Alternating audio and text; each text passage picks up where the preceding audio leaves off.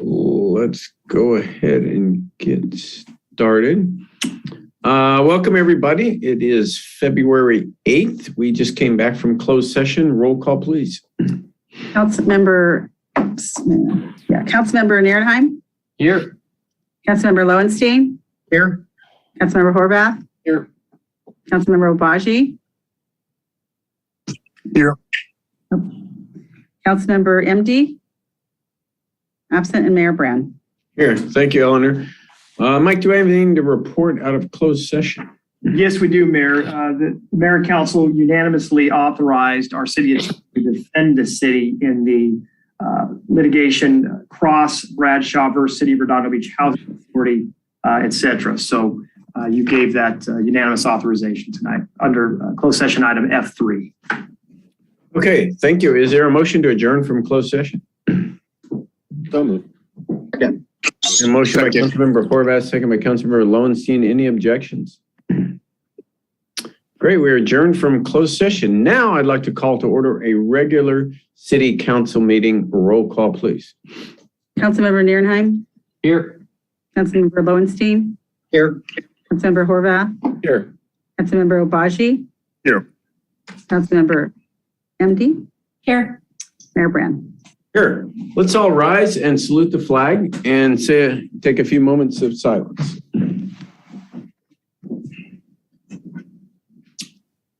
Okay, ready? Begin.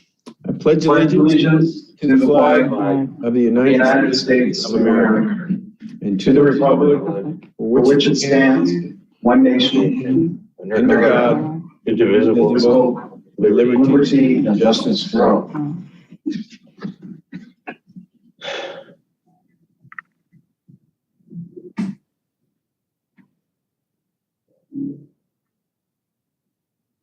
Okay, thank you, folks. Announcements. Councilmember Nierenheim, do you have any announcements for tonight? I do. This weekend, I have my community meeting.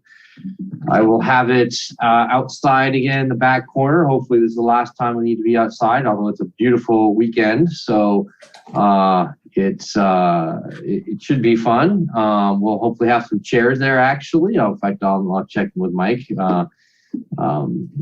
before that. But there will be some construction that's starting there at Alta Vista. It shouldn't impact us too much, but parking is impacted as a whole on weekends down there in Alta Vista. Lots of usage from the tennis courts to the fields. So be aware of that. Might need to park on the street. Other than that, that is it. Thank you. Councilmember Lowenstein. Yeah, I have three announcements. The first is that the next District 2 community meeting will be a week from tomorrow night, 6 to 7:30 on Zoom. You can obtain a link or register to attend the meeting on my page on the city website under City Council, District 2. So please register for that. The second is this last Saturday, we had a meeting with the liveaboard boaters at the King Harbor Yacht Club, well attended. What a lot of folks don't know is that 60 to 70 of them have actually received eviction notices, or actually the threatening of eviction. And a lot of these folks are older folks, they're veterans or people that have been down there for decades. And so they need our support, and we're trying to do that and listen to them and hopefully find a way to keep them down there. So, I want to thank the King Harbor Yacht Club, Mark Hansen in particular, for helping us arrange that. And then finally, next week at the council meeting, we'll be meeting with representatives of Southern California Edison, SoCal Gas, and I'll make a referral later on to for a couple other entities to meet. But I've heard from a lot of folks that their electricity bills particularly, but their gas bills as well, have just spiked tremendously. And I'm not talking $5 or $10, I'm talking hundreds and hundreds of dollars, doubling, tripling, even quadrupling. I know somebody who had a small apartment, their bill was $648. So I want you to know that we're on that. We're talking to folks from Southern California Edison next Tuesday, not only at the council meeting, but we have a meeting earlier in the day with them. And I would encourage people to email me their bills that they're concerned about in terms of huge rate hikes, and activity usage. So if you have issues with that, send it to me. I'd like it to present it to Edison and other folks and have their Consumer Action Board, Consumer Affairs Board of the CPUC review your bill for huge increases. So please send them to me. That's it. Thank you. Thank you, Councilmember Horvath. Yep, District 3 community meeting is going to be Saturday, the 19th from 9:30 to 11 a.m. It'll be on Zoom. My special guest will be Chief Kaufman. We'll be talking public safety as he's winding out his term here. Great, Councilmember Obaji. All right. Huge thank you to Public Works because they have gotten 6 brand new always stops in District 4. Take a look, and they're so diligent about it too, is they put out these warning signs that say, hey, new stop sign ahead, essentially. And they have a flag on top of the stop sign so you don't miss it. Of course, as I was getting these pictures today, and look at these beautiful crosswalks, nice and bright, I was seeing cars come and they would stop at the stop sign. Now, if there's another car, they definitely would stop at the stop sign. If they were alone, they would come to a California roll, which is way better though than people speeding through these intersections. So a huge thank you to the Department of Public Works for getting this out expeditiously. This is bringing safer streets to North Redondo. That's it. Thank you. Okay, Councilmember MD. None today, thanks. Well, I can't believe no one mentioned the Super Bowl 10K coming up Sunday. It's a great event, obviously. It's you can go to redondo10k.com and sign up. I think Redondo Beach was the first place to have a Super Bowl 10K. They got to be going on 40 years. So it's a great event. It's a lot of fun. The weather's going to be great. No, you don't have to run 10K. They've got all kinds of fun races for people. And they've got, let me see here, they've got the kids' 1K fun run starts at 7 a.m., 1K. 7:30, you actually have the 10K run. 8:15, you have the 10K baby buggy run. And then at 8:30, you have a 5K run walk. So they kind of switch those around. Anyway, that's this Sunday. And if you want to join in, go to Redondo10k.com. It's one of our signature events. So with that, we will move on to the rest of our agenda. Order of agenda. Anybody like to approve the order of agenda or change the agenda up? So moved. Second. Okay, I take that as a motion to approve the order of agenda by Councilmember Horvath and second by Councilmember Narenheim. Are there any objections? So ordered then. Blue folder items. Are there some items for the blue folder tonight, Eleanor? Yeah, yes. For H6, Pro Sounds for replacement of loudspeakers. There's an updated agreement. There were some typos. For J1, non-agenda items, public communications, and then L1, which is the public hearing for the housing element of the general plan, public communications and PowerPoint presentation. And that concludes your agenda items. Okay, thank you, Eleanor. Is there a motion to admit those to the record? Motion to admit those to the record. Second. Okay, a motion by Councilmember Narenheim, second by Councilmember Horvath. Are there any objections? Okay, so approved. Consent calendar tonight. We have 7 items on our consent calendar. These are normally voted on all at once. Any council member can pull any item. Any member of the public can comment on any item, ask that it be pulled for further discussion. And I'll go through the council. Councilmember Narenheim, is there any item you'd like to pull? I am good, thank you. Councilmember Lowenstein. No, thank you. Councilmember Horvath. I don't want to pull anything, but I just want to comment quick on H3. It's a good news item, and we're getting more monies for more outreach navigators here in the 3 beach cities. So That's a great thing. Councilmember Obaji. No, thank you, Mayor. And Councilmember MD.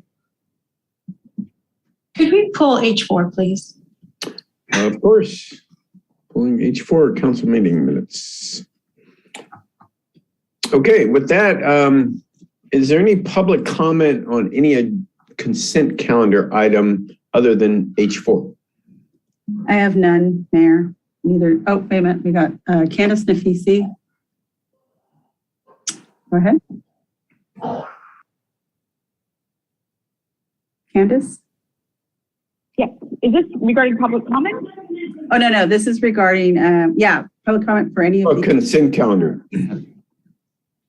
This is not general Sorry, I missed public that. comment. This is for the consent calendar other than item Pass, 8. apologize. I missed that. Apologize. Okay, great. Okay, so, and we have no e-comments, Mayor. Okay, is there a motion to approve consent calendar other than item H4? So moved. Second. Okay, motion by Councilmember Horvath, second by Councilmember Narenheim. We'll do a roll call vote. Councilmember Narenheim. Aye. Councilmember Lowenstein. Aye. Councilmember Horvath. Aye. Councilmember Obaji. Aye. And Councilmember MD. Hi. Do you need to read something, Ellen, or? does it- No, Mayor, but not for this Great, one. so right to item number H4. Councilmember MD, you hold this item. Thank you so much. I just want clarification. On page 6 of 12, it had in the middle of the page, it says in response to Council Member MD, Community Development Director Forbes explained that if a housing element isn't adopted and certified by February 11th, the zoning will have to be completed by October 15, 2022. So we're turning it in on February 11th. It's not going to be certified by then, or did you mean you just certified the mail? Is that statement correct, Ms. Forbes, is what I was trying to figure out. If not, we need to change that. Well, we can't change what was said, right? But if I think we want to look back. Yeah, we want to look back on what it was in the video, but that was one, we're not sure what the interpretation was going to be as if it had, but we wanted to see if it was at least adopted by and submitted by the 11th. And then if it gets certified, we're not sure if they're going to interpret it as, well, the question isn't what the answer is, actually. The question is it properly reflected? It's properly reflected on what she said, and I don't think. Yeah, so I don't know if I misspoke or not. So I think it would be best to look at the video. Okay. Yeah, we'll look at the video. What she's saying now is what I heard that night, and so if we could we get that? Sure. It's important because the dates are important, I think. Yeah. Well, maybe just push this off to the next meeting. Right. You guys can look at the tape and triple check. Yeah, we'll look at that and then we'll bring it back at the next meeting. No problem. Thank you. All right. We'll see you at the next meeting. Do you need to make a motion to just continue it to the next meeting, or you can? No, just pull it and then I'll just, we can have to pull it or just no A action. motion to pull Bring it? back. It already is pulled. We're not approving it, right? I'm sorry. Yeah. So we just won't, Not do anything. Okay. yeah, and Thank I'll you. bring it back. Thank you. Next is public participation on non-agenda items. This is the opportunity for the public to speak about anything that is not on our agenda tonight. You have 3 minutes. Any takers tonight? Eleanor. Here we go. Okay, Candace Nafisi.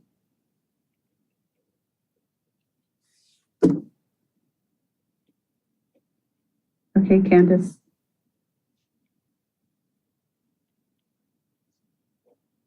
There we go. Good evening, Mayor and Council. This is Candace Nafisi from District 3.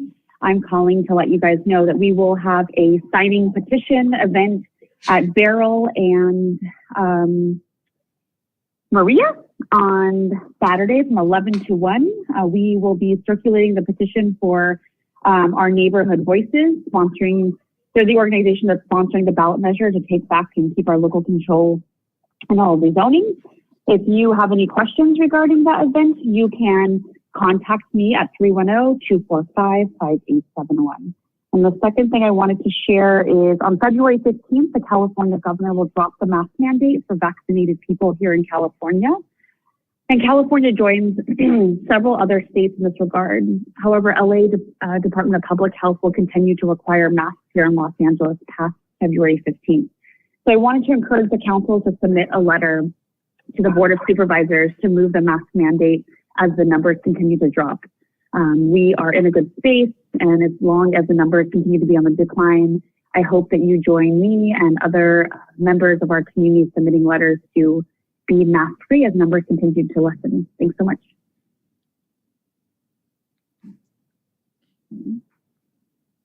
Okay, at this point, I don't have anybody else on Zoom. We have one e-comment. Nikki, would you like to read that? Yes, submitted by Wayne Craig. At the city council meeting last week, something extraordinary happened. After publicly saying for months the Catalyst Cannabis Company people were bad for Redondo, it was disclosed Councilmember MD decided to recently spend hours with them on the phone. In the revealing exchange, one of the principals from Catalyst stated Councilmember MD may have spent up to 2 hours on the phone to chat, or as MD said, get to know them. Redondo Beach residents are shaking their heads asking what plausible reason could MD have to waste time with people she said she had unified the city council against them. With a sorted, documented public record, here is what people across the city are asking about MD's recent actions. Is she working a side deal for financial support for a negative hit campaign to fulfill her dream of clawing back power? Is it another plan to undermine all good things the council has achieved this past year? Others are saying this is a pathetic plan to install another empty suit like the former council member from D4 who rubber stamped everything MD told him to do without question.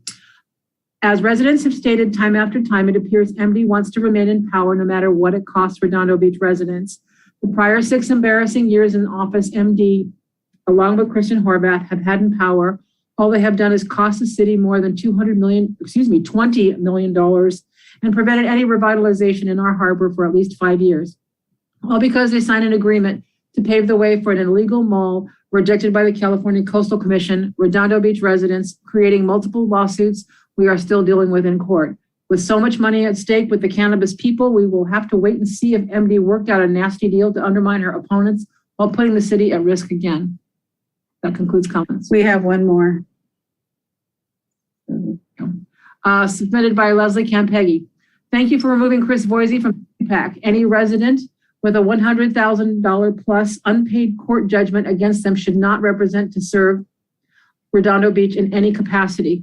The majority city council amended our law, the majority city council amended our laws to reflect that anyone matching this benchmark should not be in a position to influence the city on city matters. But 2 council members did not vote to comply, Laura MD and Christian Horvath. To suggest, as MD did, that a court judgment is pending because it's being appealed is laughable. MD seemed to declare that losing in court twice is meaningless or somehow vacates an official court judgment. Not so. Using that logic, convicted murderers appealing court judgments would be roaming the streets freely. Not so long ago, these same 2 council members refused to consider removing an appointed planning commissioner for his conduct. The commissioner apparently confronted and threatened the mayor at a public event in front of others with words to the effect of, you know what happens to people like you where I come from.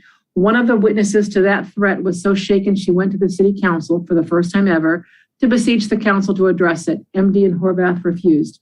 But conversely, for the last 5 years, MD and Horvath have cited their own unvetted basis for disqualifying appointees to various commissions. None of their reasons consisted of any city standards barring people from serving on city groups. Yet over and over, they use interpretations of social media behavior and other self-opinionated reasons for precluding people from appointment.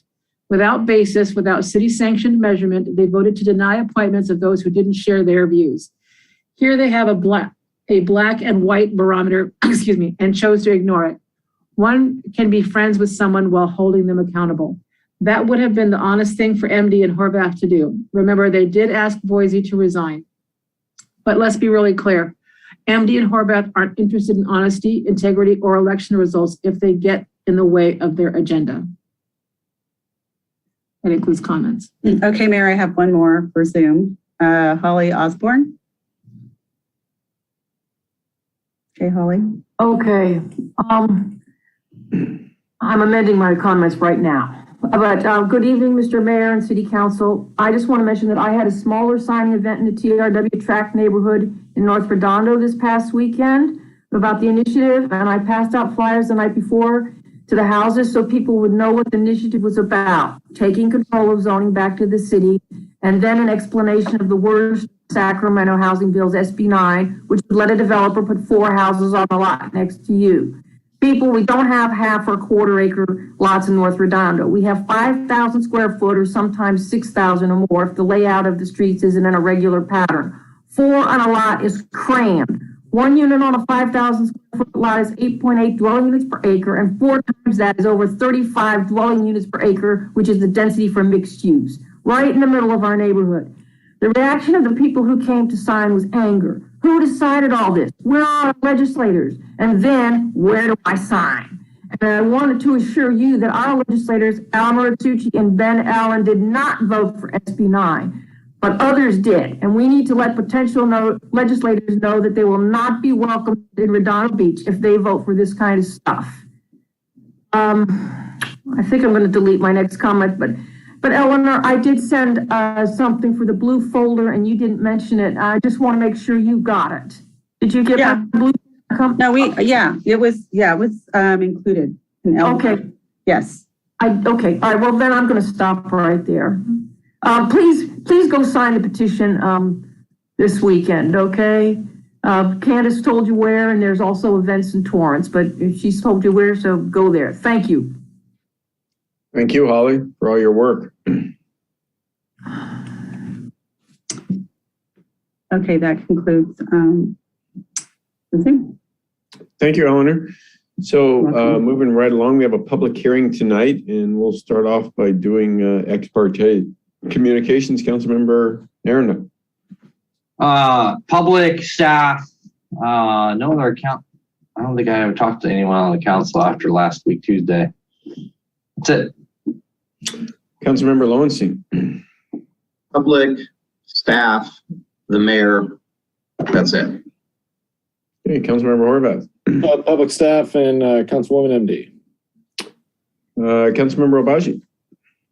The mayor, staff, Robin Huntley, I think is her name, from HCD, and public. And Councilmember MD. Public, staff, and Councilman Horvath. I spoke with public extensively, staff, Robin Huntley with Housing and Community Development, and Councilmember Obaji and Councilmember Lowenstein. That covers it. All right, with that, I'll entertain a motion to open the public hearing. So moved. Second. Okay, motion and a second. Any objections? All right, so ordered. Brandy. Great, thank you. I'm going to go ahead and share my screen. Brandy is our Community Development Director, yeah. It's all your fault. You're the director. Sure. That's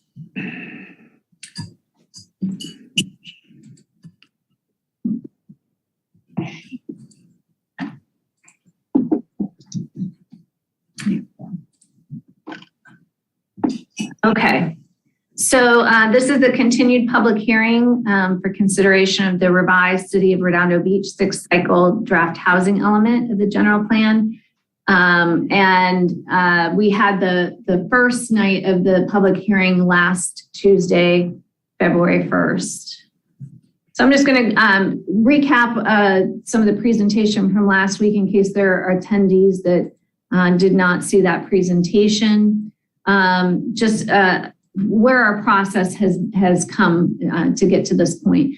On June 15th of last year, the City Council authorized the submittal of the draft housing element to the State Department of Housing and Community Development. We'll call that HCD as we go through the presentation.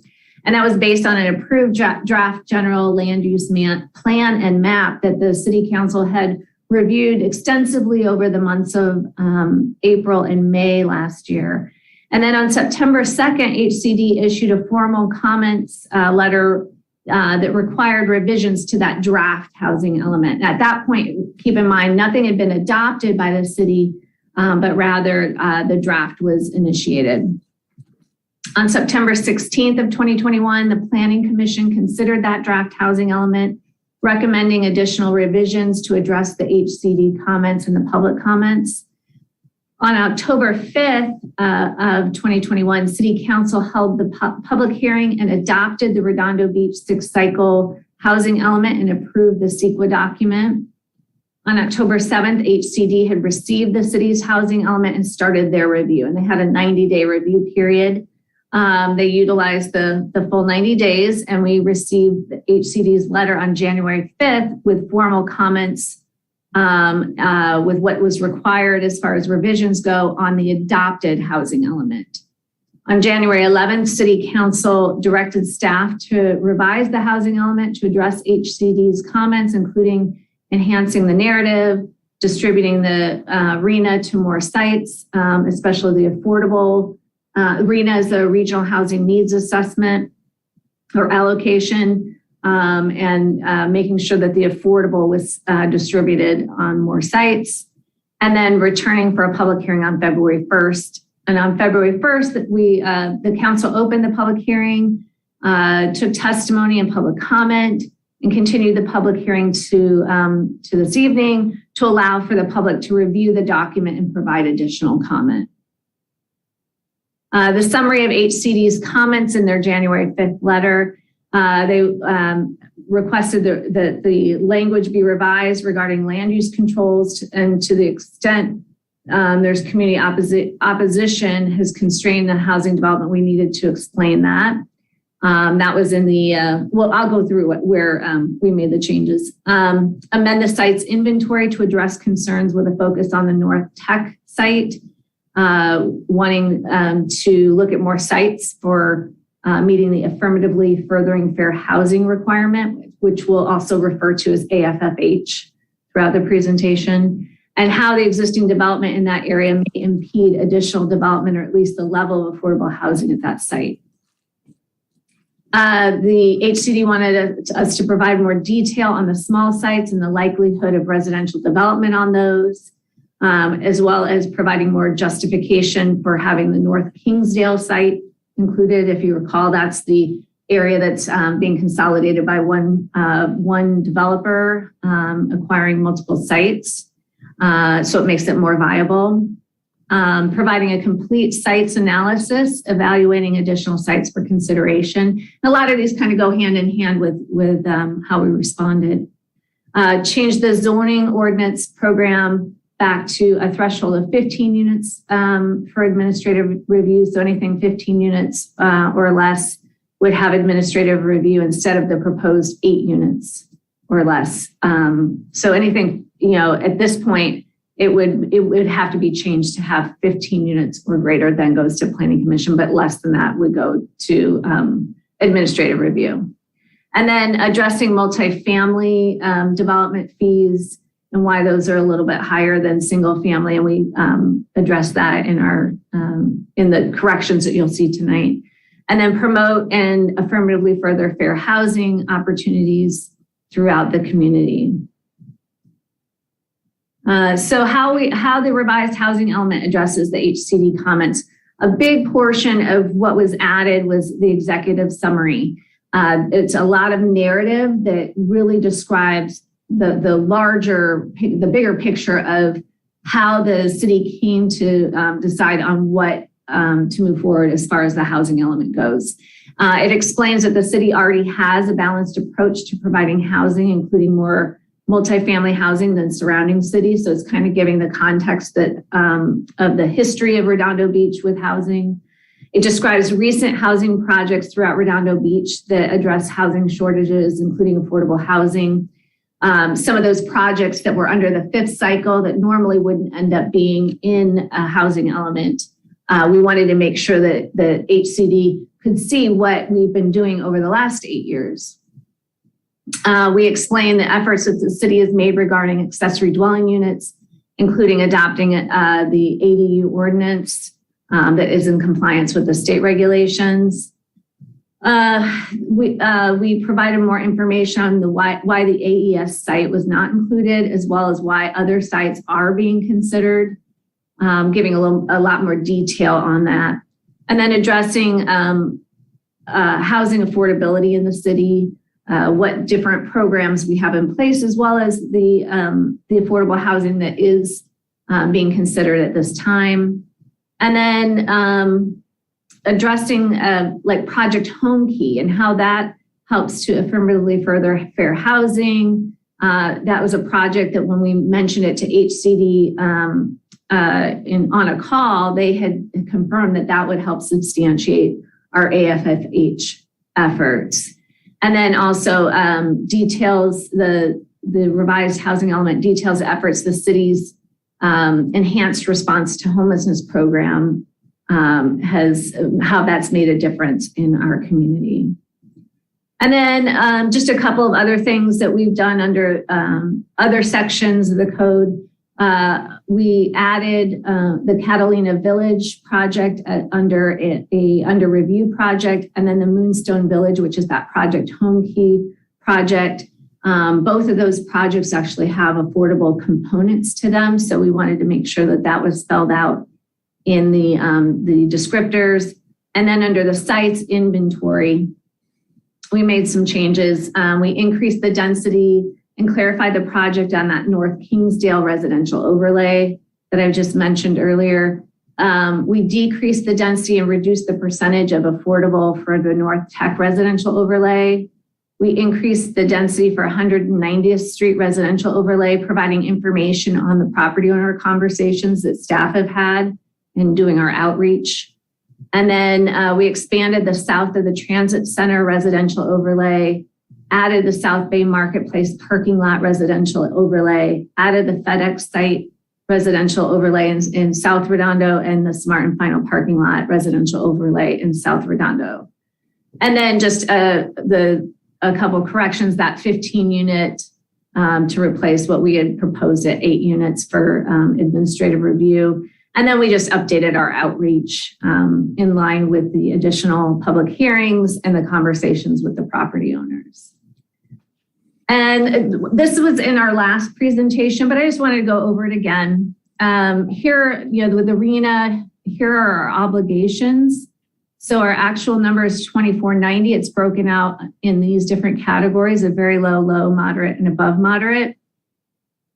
The more difficult ones to reach are the very low and low. And so we added a buffer, a 10% buffer, and on those two. So the moderate and above moderate did not have that buffer added because there's ample opportunity for the moderate and above moderate. So here are the projects that we get credit for because they have not been constructed until after the October 15th date. So October 15th, 2021 date. So with each of these projects, they count in different categories. As I mentioned, the Catalina Village, we added that. So that has 4 affordable, 26 above moderate that are proposed. The Moonstone Project Home Key project is 20 very low. And then we were able to utilize the SCAG, the Southern California Association of Governments, had a formula for determining what percentage of the ADUs, the expected ADUs that we could count towards very low and low. So we broke that out based on that formula that HCD has accepted. So here's the breakout on the anticipated ADUs. And that has to really be based on what our past applications that have come in and approvals that have been made for ADUs. So we can't just say, well, we think it could be 1,000. Well, it could be not in line with what we've seen on the ground with actual applications. So when we account for all of these different items that we're allowed to have as credits towards our RENA, the remaining obligation with that 10% buffer, here's what we have. And what you're going to see on the next slide is we combine the very low and low because we can do that in demonstrating that we're going to meet that as we go through the sites inventory. So going on to the next slide, we have the sites not requiring rezoning. These are, for example, our R2 and R3 are, where we see that there's the potential for those to be developed fully. Again, those are not going to count to very low and low because they're small sites or they don't meet the density that would trigger that. And that the density that would trigger it is 30 dwelling units per acre. And the size of site where we could really look at affordable housing being developed is half acre or larger. And so we also looked at housing on church properties. That's something that was new that HCD allows. And those can count, you can have some count towards the very low and low. We have some in moderate. So, and then with mixed use, that falls under the moderate. So here are those subtotals of the sites that wouldn't require rezoning. And then we looked at the sites that would require rezoning. So we do have where there's a high density of 30 dwelling units per acre. I think we changed the density on that, as well as the mixed use, increasing the density on that. So that here are the numbers that we expect. And this is just actually, this change here was just a correction that we, as we evaluated, to make sure those sites met the half acre requirement and such. And here's the big item that HCD has really been looking at is what are the sites that would require rezoning, where we're looking at something a little bit new. Here these are just changing the densities on existing zoning, but here we're looking at residential overlays. And what we had previously was the Kingsdale, but that's that North Kingsdale. We actually didn't have any contributing towards very low or low. We had a conversation with the property owner on what he felt was feasible for affordable. He was recognizing that 15% of the units could be affordable. So we made sure that we plugged that in, and that would be at, all of these are at 55 dwelling units per acre, except for the two newer sites in South Redondo at 45 dwelling units per acre. The North Tech, that was one where we reduced it from, 60 dwelling units per acre to 55, and recognized that because the owner has said that they've done developments before, it wouldn't be something where they would sell off. It's not laid out in a way where they could just sell off a property for it to, or lease out that entire property for it to be developed. They'd have to infill into that site. So HCD did not accept that could have a significant affordable component, but rather something more realistic in the 20% range. So that's what you see in the adjustment in the North Tech. And that's why you're seeing it more distributed throughout the city. 190th Street, we went from 45 dwelling units per acre to 55. All of that can count towards affordable, and it's, the size, the density, and then as well in reaching out to property owners in that area. A lot of them are interested in selling, in considering this kind of development on those sites. And then south of the transit center overlay, 55 dwelling units per acre, that remained the same. You'll see something on the map that it's adjacent to it, but we rolled that site into the South Bay Marketplace calculation. And the South Bay Marketplace residential overlay, this is the living spaces, Nordstrom Rack, Sprouts area, but it's the parking lot to that. And those are such a large swath of parking lot that HCD, when we talked about, yes, the first level would end up remaining parking, and there may be some parking on a second level, but the residential could be built above it. So there's not these hindrances of existing buildings and structures that would make it more of an infill, but rather a larger, more feasible type of development that could accommodate affordable housing.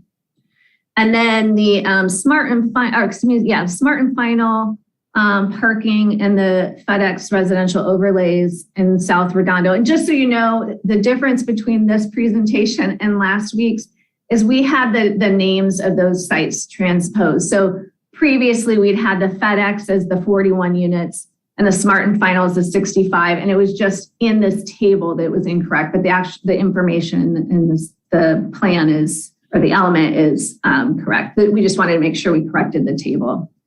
So now you have all this where you have a subtotal of the sites requiring zoning, the subtotal of the sites not requiring zoning. You add those up, and we have the remaining. We have this remaining RENA with buffer, and that's that table from before. When you take out all of the credits that we're allowed to take for ADUs and existing projects or proposed projects, what's remaining. And again, remember, we took this very low and low and added them together in the next table. So that you'll see this like 1894 is going to be the same under that line. So this is what we have yet to meet. And then when you add up the subtotals of the sites not requiring rezoning and the sites requiring rezoning, that's 12 and 1423, now you get this 1435. So you definitely are meeting, that's the estimated capacity for each of these categories, and each of them are greater than what's the remaining RENA with the buffer would be. And remember, the buffer was only in that very low and low. But the reason being is exactly what you see here, is that there's ample capacity beyond what was required. So do we meet our RENA with the buffer? Yes, with this proposal. One of the questions at last week's meeting was regarding South Redondo and the concern about the Smart and Final site, because it's not a mixed use base and in a commercial base. Would it be possible, and it was smaller sites, would it be possible to shift that density over just to the FedEx site? And so if you shift that density over, add the density and move it up to a 55 dwelling unit per acre on the FedEx site, you could have 80 units there.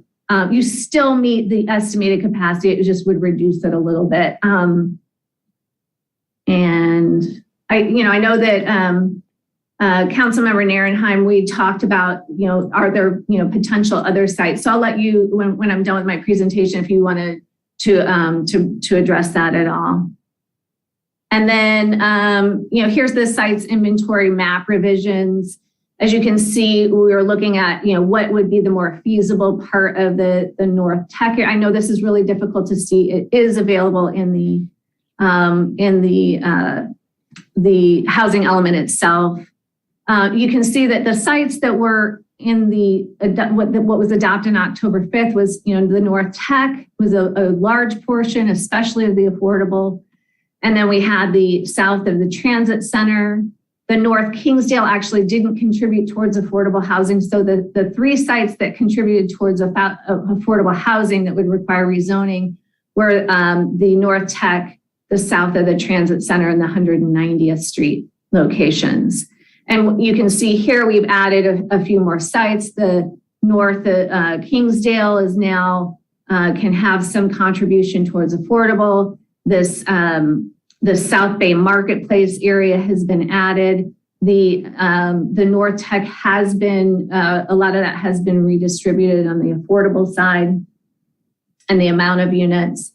And then going into South Redondo, previously we had those increases in the density of like the mixed use or the multifamily, but we didn't have any specific sites that would require major rezoning. And here we were looking at the FedEx site. I think the FedEx site, it's very small. FedEx site, the Smart and Final site down here. And again, if the Smart and Final were to be removed and increased on the FedEx site, it still would meet the capacity required for meeting our RENA obligation. Again, regional housing needs allocation. Say that again, it would not or would? It would. Yeah. It's just a little bit tighter, but it would meet that by removing the Smart and Final, increasing the density at the FedEx site. We had some revised pages per our discussions last week.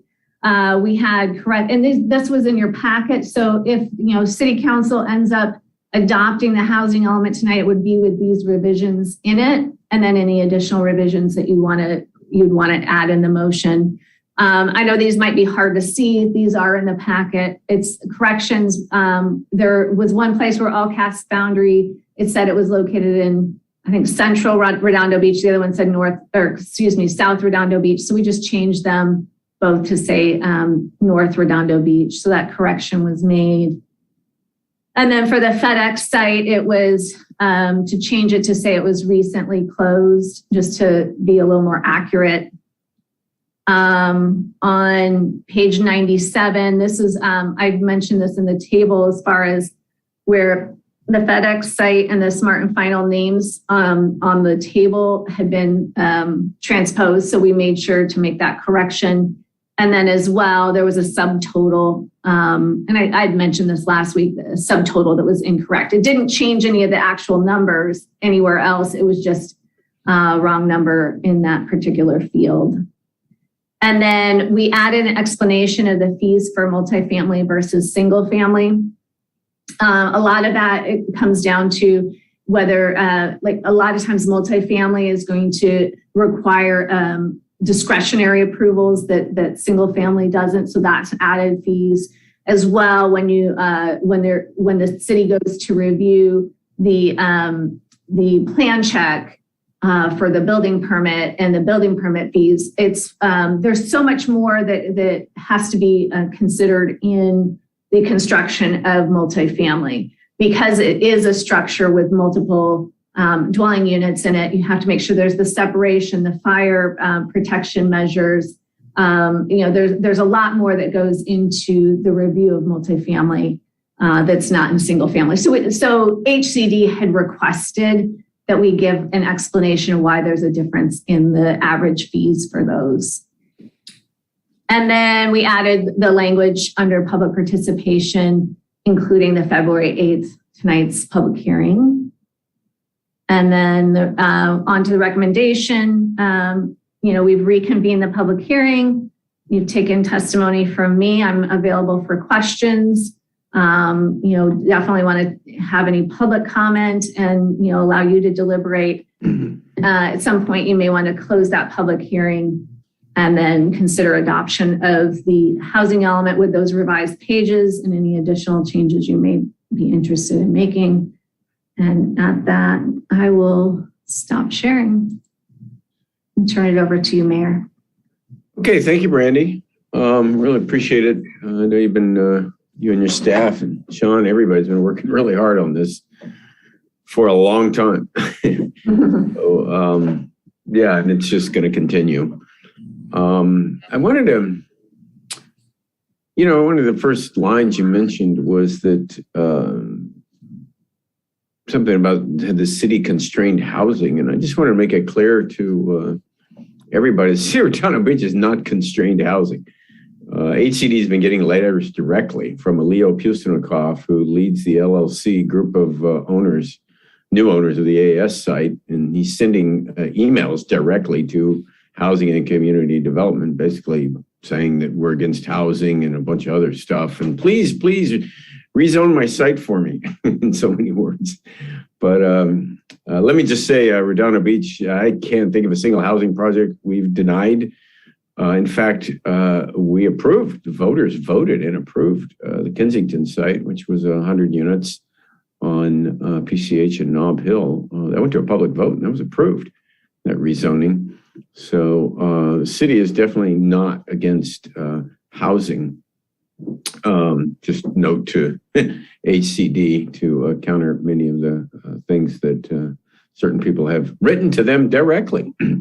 So, in Redondo Beach, really, as I've said a million times, incredible mix of housing. I won't go through the whole thing, but we have people living on their boats, which is considered really affordable housing. From anybody who's met with them, there's very, very few down there that they're living on their boats for a reason. And we have a lot of affordable housing spread out throughout, and all mix of housing in Redondo Beach. Not to mention we're 11,000 residents per square mile. But the state of California continues to issue new requirements on cities through this whole process. This isn't something we'd be doing unless it was mandated by the state. So this was not something that the council would be taking up. I will point out that, the work we've done here, we've had multiple hearings, right? Staff's done an extensive analysis of the amount of housing we have available. We've hired a housing consultant. We've sent it to Planning Commission.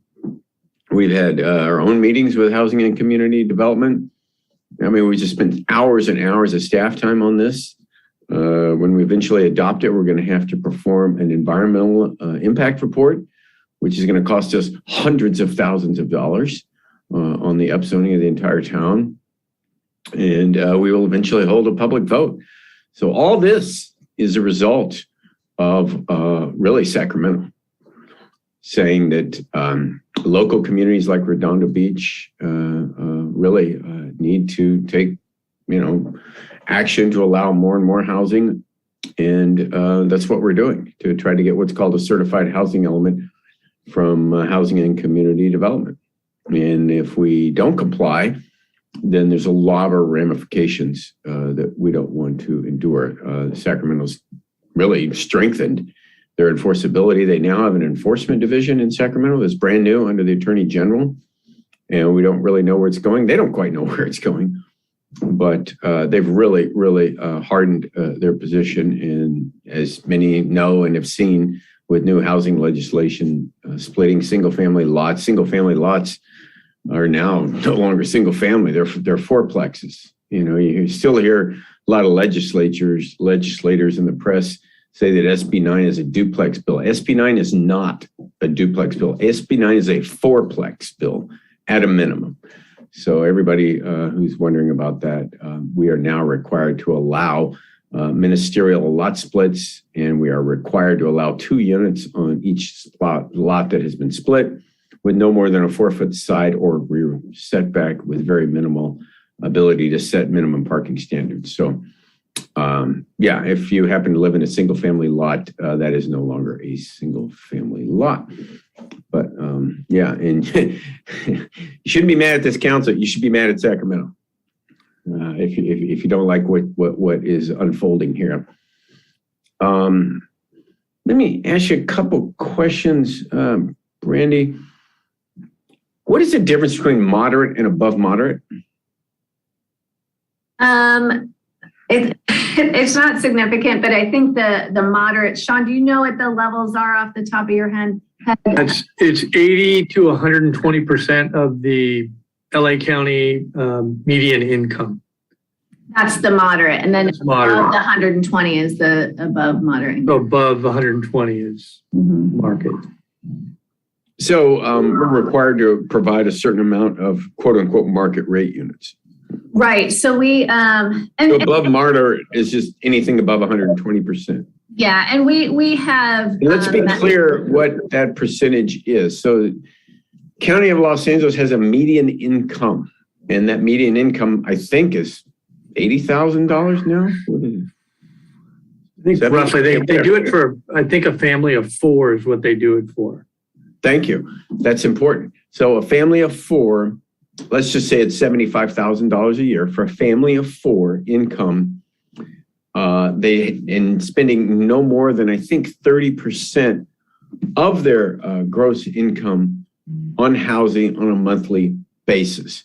So as long as, let's just say 100%, right at that, a family of 4, not spending more than 30% of $75,000 on their monthly income, and it goes down as you go down to low income and very low income. Just so people, because we throw all these numbers and terminologies around, people they just hear, and no one knows what that means. So anyway. Right.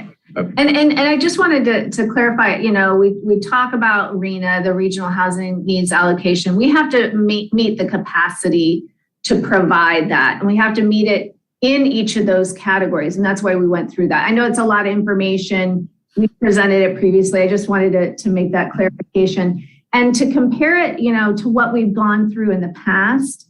Before this was a very just technical numbers document, and most municipalities, even Redondo Beach, in prior cycles didn't have to rezone to meet that. We don't have the zoning capacity right now, as our zoning stands, to be able to provide the RHNA allocation, especially in that very low and low. We could probably do it for an overall number, but we wouldn't meet that very low and low. To give a comparison, our 5th cycle was about half of what we have to provide for capacity. So we had to increase our capacity significantly over the prior 8-year cycle. Yeah, thank you for that, Brandon. As I recall in the last housing element, we did not have to do a rezoning. So the big difference of this one is we are going to have to do a rezoning, which, triggers a lot of things, EIR, a lot of study, Exactly. public code, just on and on and on. So yeah, and a lot of, I'd say a majority of municipalities are experiencing the same issue where they're having to do the rezoning. yeah, so everybody knows I've been talking to a lot of council members and mayors up and down the state, and this is really a lot of indigestion for them and causing a lot of what we're going through with every city. So you can imagine how everybody feels about this. Let's talk about the timelines, because there's, you showed the timeline there, and there's deadlines, and you got to adopt to get a certain time to get a certified housing element, to have 3 years and 1 year to complete and adopt your actual zoning. We really, from what I'm hearing from other cities around the Skag region, we're ahead of the game here. I was talking to somebody from Fullerton last night. It's still at their planning commission. Yeah, we went through a lot of this conversation previously. We had been on a 4-year cycle. And what that meant was at some point our housing element was decertified. They said, okay, now you have to do an update every 4 years instead of every 8 years until you can comply for 2 4-year cycles in a row. And we were getting to that point, and that compliance meant that we had to meet the October 15, 2021 deadline to adopt and submit. Any municipality that was already on an 8-year, and that was in order for us to get on an 8-year cycle. For those municipalities that were already on an 8-year cycle, they had a grace period to submit, and they had until this Friday to submit theirs. So they are just now adopting their first version, whereas we're now on our second. We've already received our HCD comment letter. A lot of them are not going to receive their HCD comment letter for, probably another 90 days. So what was that? Stop there, Brent. What was that grace period? Grace period for what? It was a grace period that to submit your submit your adopted housing element. Yeah, but you were talking about an 8-year cycle versus 4. So let me go to that. In the midst of all of this, and here we are trying to meet the requirements, get our October 15th deadline so that we can get on an 8-year cycle, so we don't have to update this in 4 years. And in September, the governor signed a bill that basically took away that whole process, that whole requirement. So. But what they changed it to was, okay, if you don't have a certified housing element adopted by February 11th, then with that 120-day grace period, if you don't have it adopted by then, you no longer have 3 years to update your zoning to comply. You have 1 year, which means October 15th of 2022. So that's where we've been reaching to meet this goal of submitting an adopted housing element by the 11th in something that we feel is going to comply with all of the comments that HCD has provided, and so that it can be certified. Now, we did hear from Robin at HCD this week that they're looking now to interpret it to say it has to be certified by Friday. It's still, who knows if that interpretation might change if somebody challenges it. I think we still want to try and meet what we feel the language of the law is that we've adopted an element, and if it ends up being certified after the 11th, it was adopted, a certifiable element was adopted by the deadline, so that we could try and achieve the 3 years. So if those other municipalities, for example, adopt theirs after the 11th, or if there's one that's adopted doesn't get certified, they may still work towards getting it certified, and they may get it certified between now and October 15th. We could have this be in the same circumstance where 2 months from now, they could say, well, you need to make these final tweaks. Okay, we make those, we adopt something, and they certify that. But because we aren't going to be able to legally and realistically meet adopting the zoning by October 15th of 2021 or 2022, if in that 1 year requirement, What we were told was the first thing that the state will do is anybody who doesn't have that zoning in place, they'll decertify any certified housing element. So, and then they may take other actions. There is the enforcement arm that you had talked about, Mayor, and we don't know where they're going to end up going, but there are going to be a lot of municipalities that are going to be probably in a worse boat than we are, because if we get ours adopted tonight, at least we will have something adopted. We have something to argue to say, if this gets certified, we can say, no, our housing element was adopted, that you've certified was adopted before the February 11th deadline. Mm-hmm. Yeah, so basically, there was I'm still a little bit confused about the grace period. It was for the cities that were already on an 8-year cycle. Right. So those that had never had issues, had never been decertified or not received their certification in the past. Right. So they had until February 11th to adopt, where we only had till October 15th.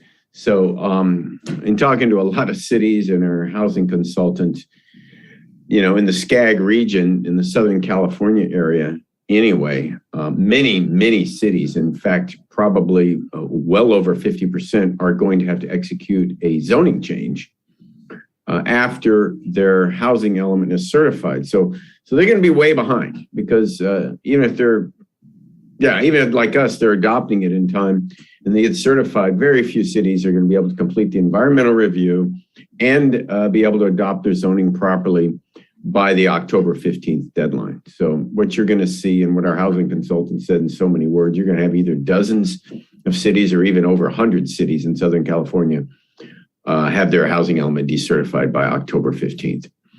This has never happened before. This is my third cycle. They haven't been complicated because we had the existing capacity. But the fact that so many cities are going to be decertified by October 15th is going to be a major event. And it goes to HCD. Okay, well, what are you going to do now? Because now you got 100 cities. 100 cities can't be wrong. There's something wrong with the process. They undid the grace period in the middle of the grace period. And so it's a mess. It's an absolute mess. But regardless, Redondo Beach is going to carry on. We're going to do our best to get a certified housing element and comply.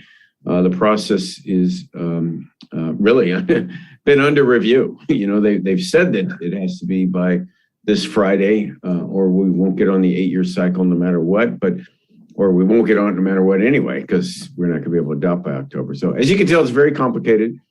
As you're explaining it, you understand it, but I'm quite aware that most people really still don't understand it. Right. It's a lot of it. It was a moving target on top of it. So, one deadline turned into a different type of deadline. Yeah. And the process was changing in the middle of the process.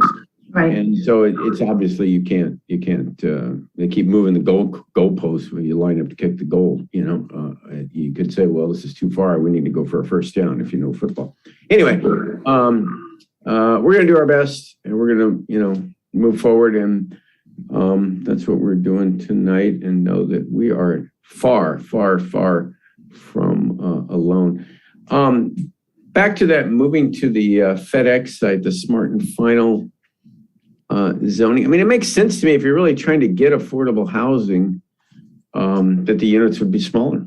If you increase the density, the units are going to get smaller, and more likely that you will get affordable housing in that case. So, and it makes a lot of sense because, that is already zoned for that, close to that density, moving the density from Smart and Final over to FedEx. And so, and it's a similar zoning to what's going on in certain sites in the rest of the city. So I guess I'll just stop there and say thanks again, Brandy. It's been a lot of work, and there's been a lot of changes in California, and hence the initiative, right? To make zoning and land use community affairs. Nobody knows better than the local community where the stuff should be going and how. And to think that Sacramento can do a better job is kind of crazy. But anyway, with that, I'll go to, I don't see any hands up.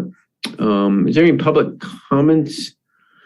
I'm sure there are. Yes. So anyone that would like to speak, please put your hand. If you're on a phone, *9. So Just give it a few minutes here, a few seconds. Okay, so we have Elisa Beely. Hi, thank you. Can you hear me? Yes. Thank you, Mayor Brand and Council. My name is Elisa Beely. I've been a resident of Redondo Beach for over 20 years. First District 4 for about 8 years, and now all the rest in District 5.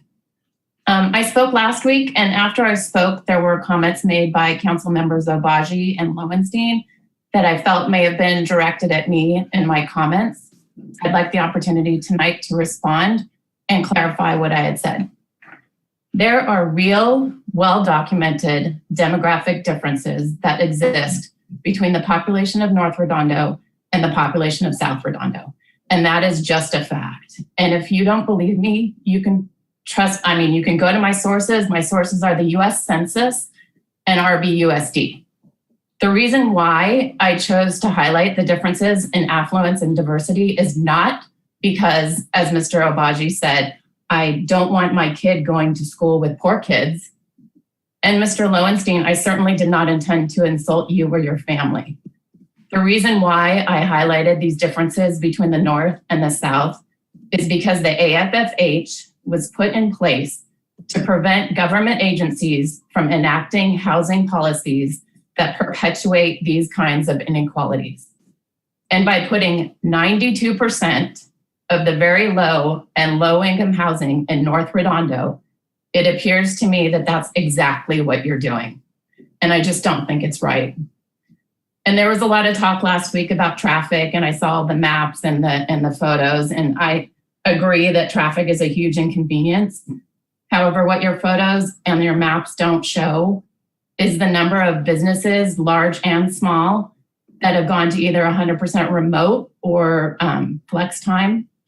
And that's well documented as well. But bottom line, I get it, traffic is terrible.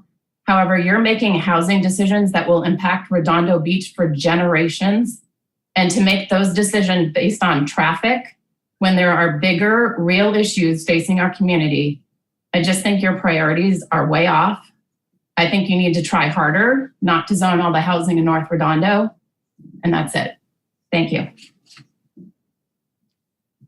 Okay, thank you, Elisa. The next person is Marita Keku.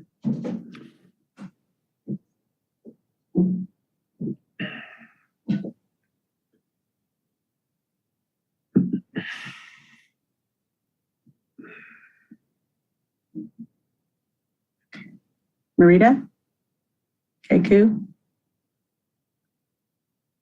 Okay. Oops, sorry. Hi, can you hear me now? Yes. Okay. So thank you for giving me the opportunity to speak tonight. As a resident of North Redondo, I just found out a few weeks ago about what is going on, especially with the proposed housing plan. I feel that I've kind of been kept in the dark about it and feel a little blindsided, especially when looking at the plan and finding out that 91% of the housing is going to be put in North Redondo. North Redondo has already done so much for the city. We are housing the pallet shelters. We are going to be having the metro.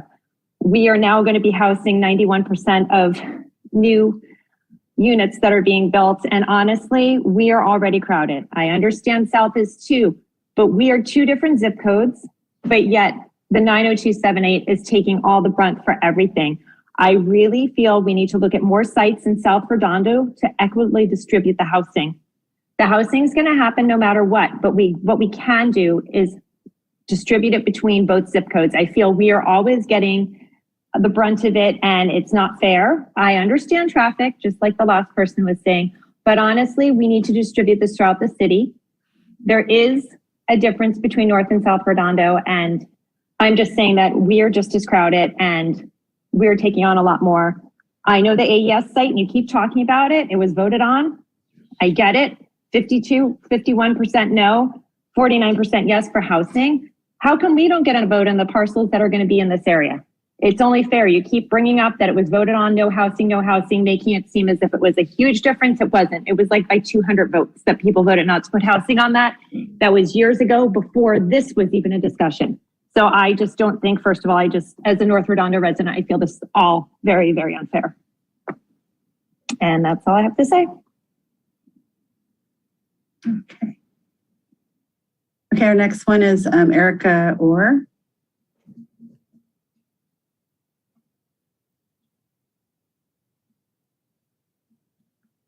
Hello, can you hear me? Yes. Okay, I spoke last week and I also felt as well that Councilmember Obaji, his comments towards the public were really offensive and disgraceful, and that people are coming to these meetings to speak out, so then to have your comments twisted, I think is just really disgusting. Furthermore, I think, and I apologize if I haven't picked this up in any of the presentations, but I just don't still understand what the rationale is behind how the housing is chosen and distributed, the affordable housing. I myself am the one who spoke last week about the 190th site with all very low and low on the housing, and pointed out that we already have a trailer park in that area and that would feed into Washington, which has the highest amount of low income students in the district. So I guess I would love to understand the rationale behind how these are distributed through the city, because to everybody's point, it just seems unfair. Also, are the pallets ever counted in this amount of low housing? And if not, when are the pallets going to be, how much longer are those there? Because I think we were told 6 months in north, 6 months in south, and it's been far longer than that. And if so, does that count in the numbers that you're accounting for? And so those are sort of the questions I have that I don't think in these presentations are sort of answered. That's all. Okay, let's see. We have 3 comments. Go ahead, Vicki. Okay, first comment is submitted by Susan Andrade. Once again, we have an opportunity to evenly distribute the housing required for our city, and a majority of council continues to push all the low-income housing to the north Redondo side into 2 congested areas of the city. Requirements suggest it to be near transit and highways. Redondo has a busing system that goes through the city, which includes the south, and PCH is a highway. Placing some of this housing on the south side would help to alleviate some of the crushing numbers you will inflict on this area, as the infrastructure cannot support it and our schools will be overwhelmed. To claim that it is the school board's problem is nothing but a scapegoat for an ill thought out plan. I understand that there is traffic on PCH. Guess what? There is a rush hour traffic right where your suggested housing would be as well. Not everyone takes the freeway to work, as myself and many of my neighbors work locally in Torrance and South would be suitable for them as well. The low-income housing would not need to be in the north to travel east down Torrance Boulevard. Low-income housing will be utilized by teachers and nurses and many others in service for the city and neighboring cities, which would not require a freeway. The whole point of adding this housing is to have people in the service industries live more locally in order to reduce the freeway use. Having persons that work for the city live in the city. To push it all in one already low-income area sends a message, intended or not, that you do not want them in South Redondo. We need to be more inclusive. If you put all the weight on one corner of the city, it will collapse. Please do not overwhelm our neighborhood and flood us with housing and people that we would not be able to support, and distribute the house more evenly. If each corner takes of the weight, then it would, I think she meant, if each corner takes some of the weight, then it would only make the city stronger and able to accommodate what is being forced on us. Next comment is submitted by Wayne Craig. I want to thank the council for coming up with a draft housing element that accurately reflects the requirements of HCD. This contrasts with the misguided proposals made by council members MD and Horvath, along with a few residents, to place high-density housing in the most densely populated areas of the city and the farthest distance from any transportation hub. The final proposed plan also matches what Redondo Beach residents have voted for in the last 5 citywide elections. Simply put, we want open space, not high-density housing to be built at the AES site. Hopefully, HCD will see this draft housing element makes the most sense, and unlike the few letters written by persons cherry-picking data to match their flawed conclusions to place housing elsewhere, we can now move forward. Thank you again, city staff and city council, for putting this together. The next comment is submitted by Peter Aziz. Please stop telling the public lies about the housing issue. People stop wasting the public's tax dollars. Please just stop wasting time on these issues and personal attacks of residents and maybe actually get something done for once, like following the guidelines and request of the public to spread the housing evenly amongst all districts. None of us like that we have to comply with added housing in cities already impacted, but until you find a more equitable way of distributing housing, then why not just do as the public has asked? Spread the housing requirements across all 5 districts. Every time this issue gets glossed over, why is that? Because it is about a strategic equitable divide. NRB has always been seen as a less affluent stepchild of the South Bay. So when this issue comes up time and time again, it is clear what the motives of the council in the South and their allies are attempting to do, keeping the dividing line of affordability or access on one side of that line. Not only are Inglewood and Hawthorne, in fact, traffic corridors from the north of the South Bay to the south, but so are PCH and the Green Line, all the way down Ringe and onto Prospect. These are all travel routes that are designated travel centers of the so-called traffic centers you continue to forget exist. Hence why housing can and should be accessible from all points of the aforementioned. There's one more, Vicki. I'm gonna refresh and I'll read it. Thank you. It is from Leslie Campeggi. Submit the HCD plan agreed to by the City Council majority. It's smart urban planning. You've addressed the questions and concerns of the HCD. Those up in arms don't seem to understand the bigger picture. RHNA, arena numbers, are on allocation, not a mandate to build all. Some key points. The power plant site does not fit the criteria for new housing to be in close proximity to metro transportation hubs.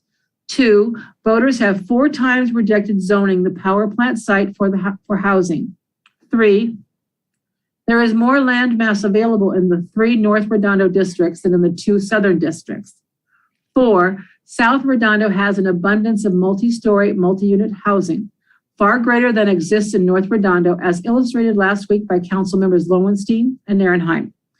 Fair and equitable would actually be for North Redondo to finally build to the same housing density as South Redondo. 5, the 50-acre power plant site is not deliverable for this RHNA cycle. The landowner reneged on an agreement to sell the city 25 acres for a park when he found out he could pocket millions to extend the power plant operation. He lobbied the State Water Board to do just that for an additional 2 years and will likely be considered for another extension beyond 2023. To position overlay housing zoning at this site at this time is not only unreliable, but an attempt to overturn election results. Further, the California Coastal Commission has determined 6 acres of the site to be restored as wetlands. The property would need years of remediation after the power plant ceases operation. Remediation has not started.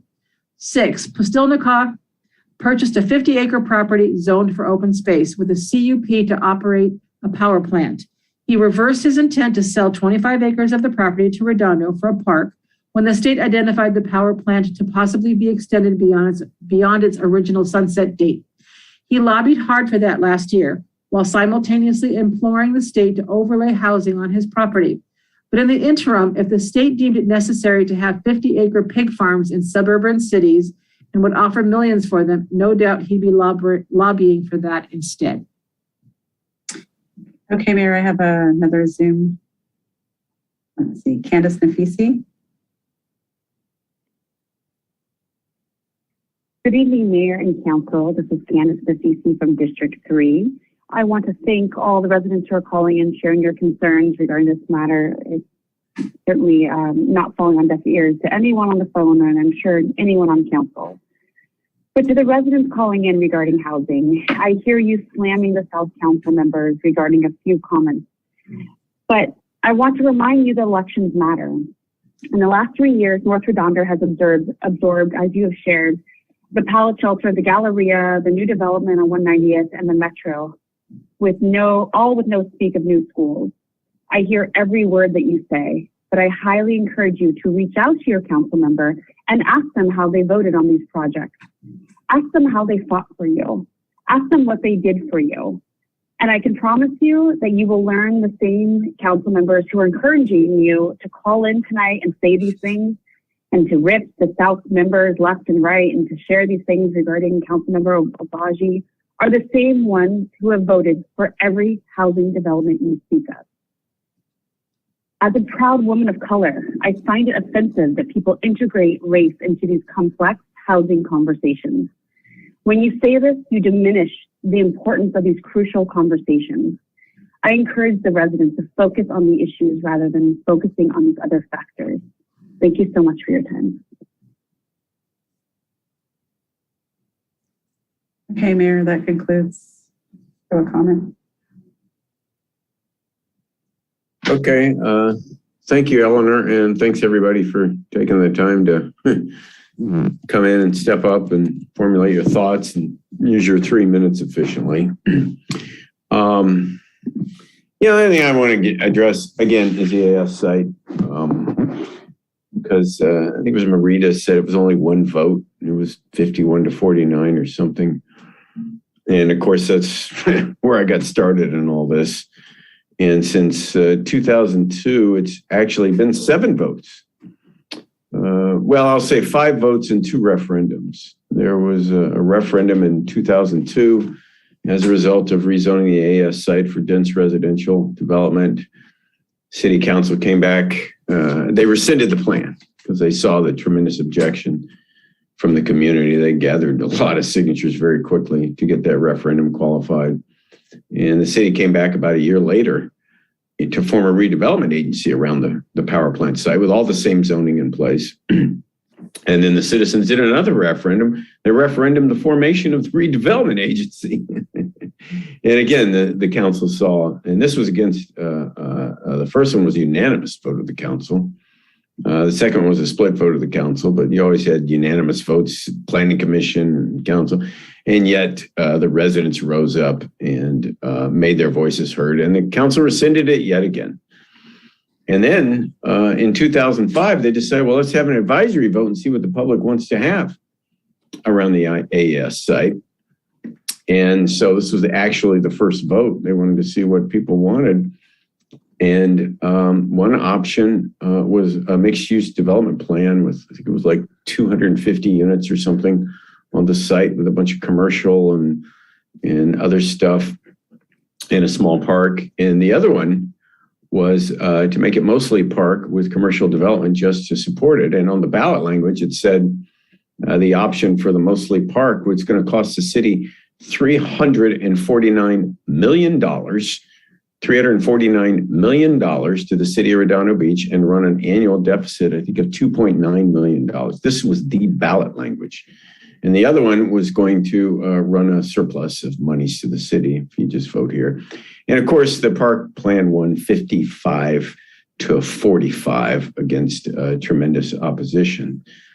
So yeah, basically the council at that point had the authority, or certainly they had the support of the community, spent a lot of money to make that site a park. And so 3 years later, there was an amendment to their city charter to require a public vote anytime there was a major upzoning, because the public was just fed up with these city council and planning commissions moving against them.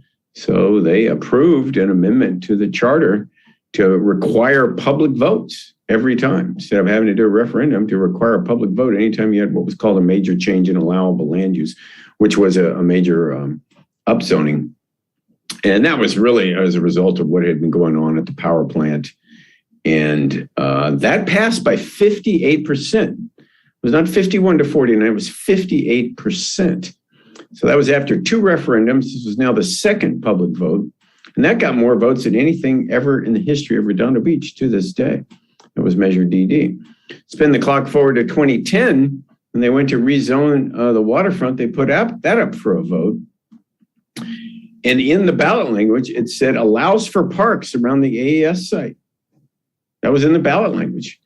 And that ended up passing 52 to 48. People said, oh, look at that. Oh, we're going to get parks around the AES site. That wasn't all that was about Measure G. And I actually opposed Measure G because it allowed all that big zoning that led to the mall that kind of has gone up in flames. Not kind of, it has.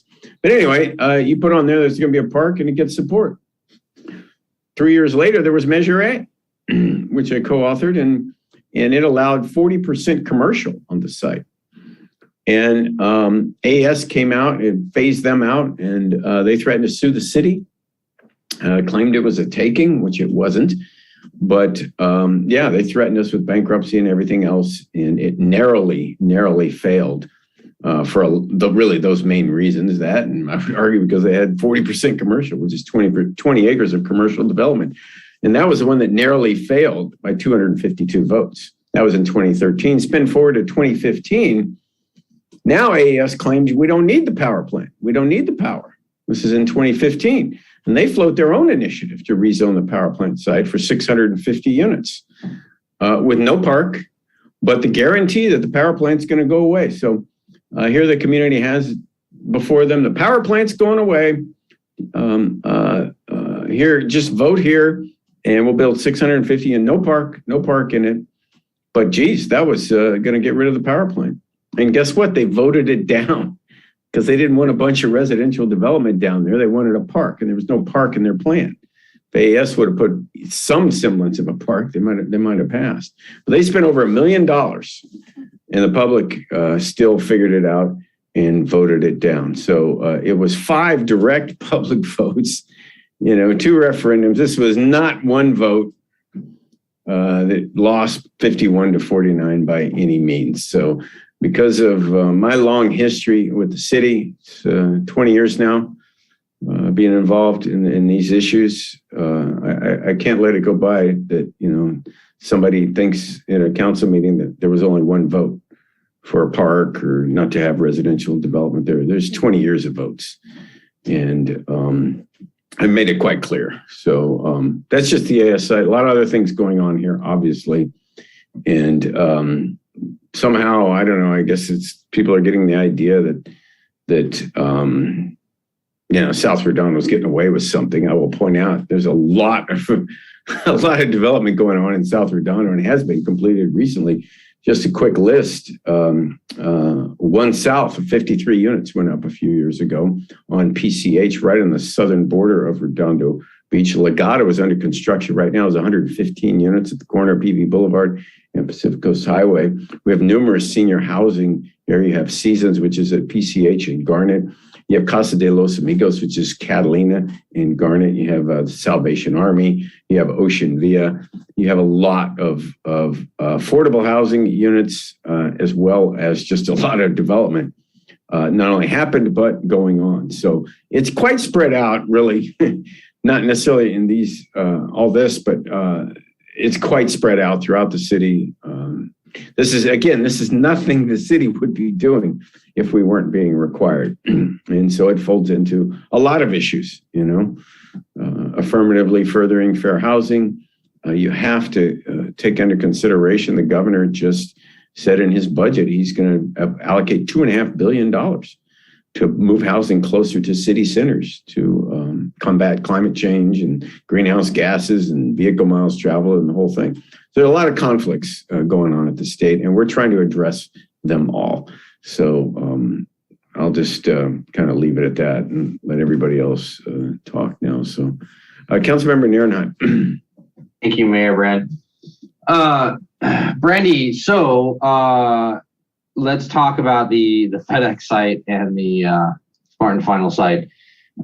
So if we were to increase the density at the FedEx and Lens Crafters at that location, we would not need to destroy the commercial site over Smart and Final. That's as we talked about earlier, and you said in the presentation today, correct?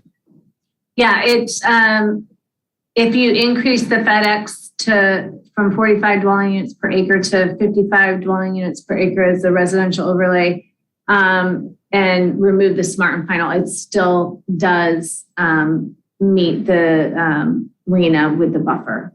Okay, I would be fine with that, because in that section, even though it's mixed use right now and we're changing to 100% residential, the commercial is dead on all the mixed use portions of there, and it has caused massive issues in the community when the mixed use has been put in there.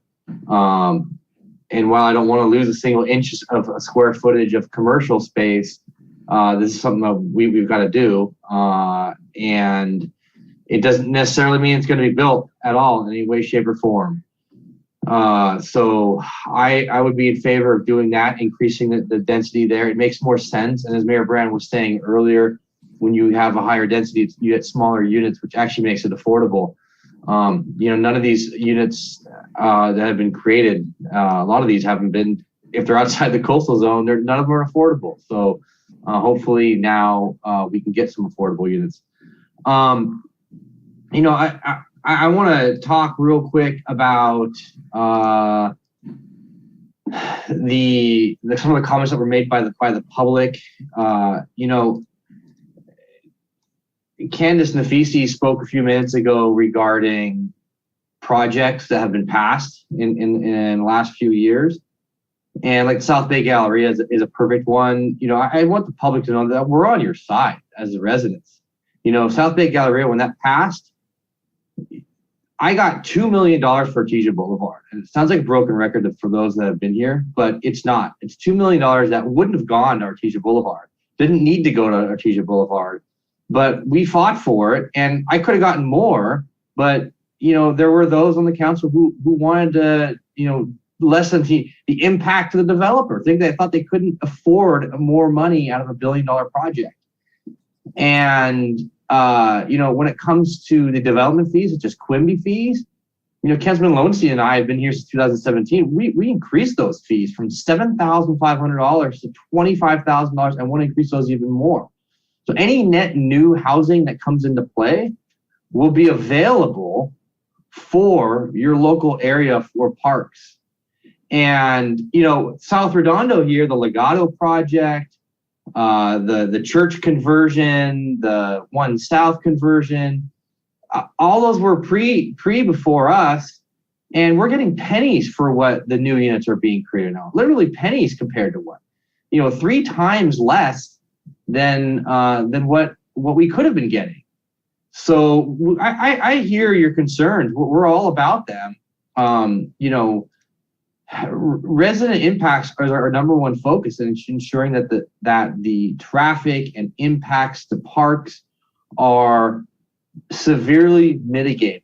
When it comes to schools, we had Brad Waller coming here saying that, you can do the South Bay Galleria, no problem. We can do it. We're bracing for that. We have it all planned out for those more units. They were welcoming it. We were fighting. Councilman Lonestein and I were fighting against it. And yet, he was up here saying that it was okay. And we were looking at ways to minimize that.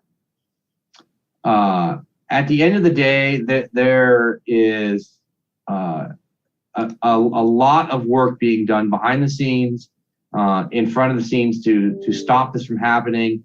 Like the speaker from earlier during non-agenda items, Holly said, you need to sign the petition, the one neighborhood voices petition. That's going to stop all of this. And that thing passes, get thing on the ballot, and that thing passes. Hey, none of this is going to be an issue. We're all going to be looking at this issue and say we were sweating over what again? So get out there and sign. If you're angry about this, if you think this is unfair and this is an issue, get out there and sign that petition, our neighborhood initiative. That is what's going to stop a lot of this stuff. We've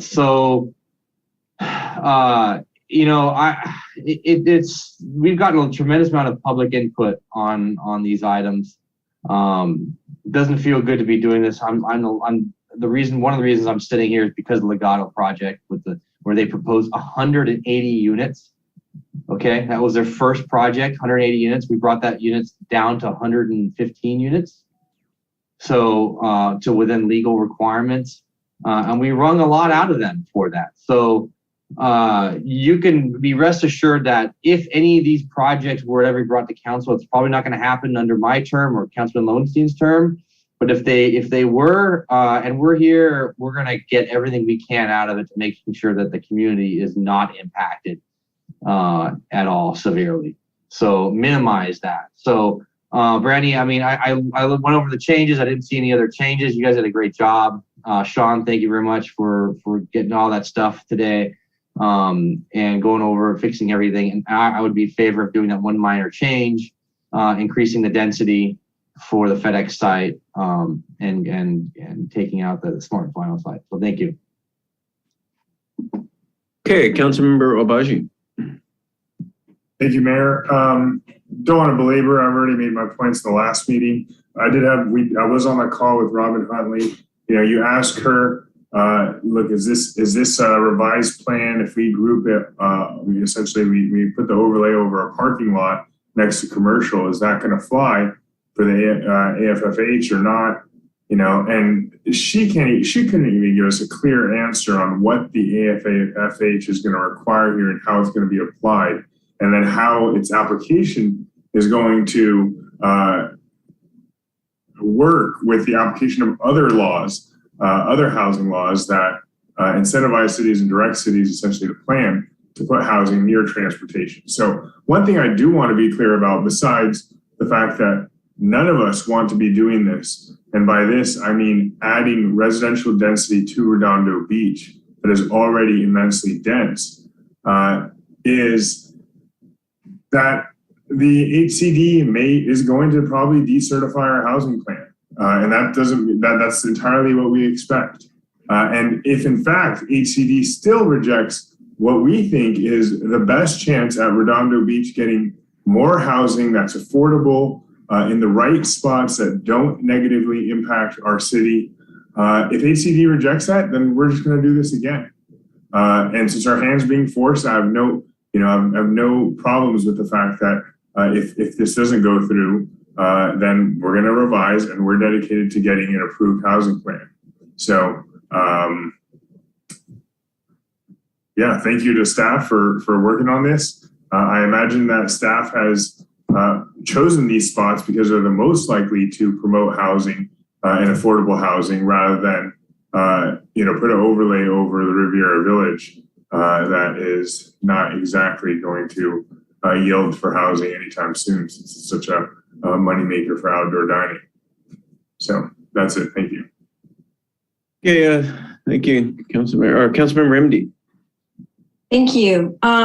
So for anybody who's called and is being told that South Redondo's done so much more than us, I just want to make sure that you understand that if you just look at the housing element and the RENA credits that we're getting, that we have zoned but haven't been built yet, but are actually in the process of either being built or have been approved. So those are called our RENA credits. 456 of them are in the north and 301 are in the south. And then you add on what is requiring rezoning. It's 1604 in the north with 106 in the south. So all of you that are on the call that are being told that you've been told to be here, you all know the truth. You weren't told to be here. You came voluntarily and because you saw what was going on.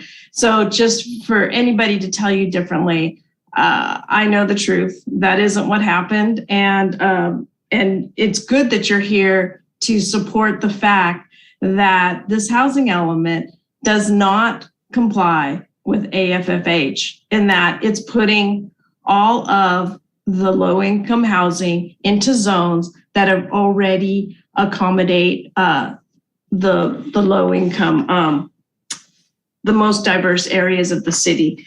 So Mr. Obaji's correct. It's it may be rejected, and but he brings up a good point. Brandy, are we bringing? Will it have a chance to come back? I believe he's right that it will come back yet again if it does not get certified this time. They have 120 days from February 11th, correct?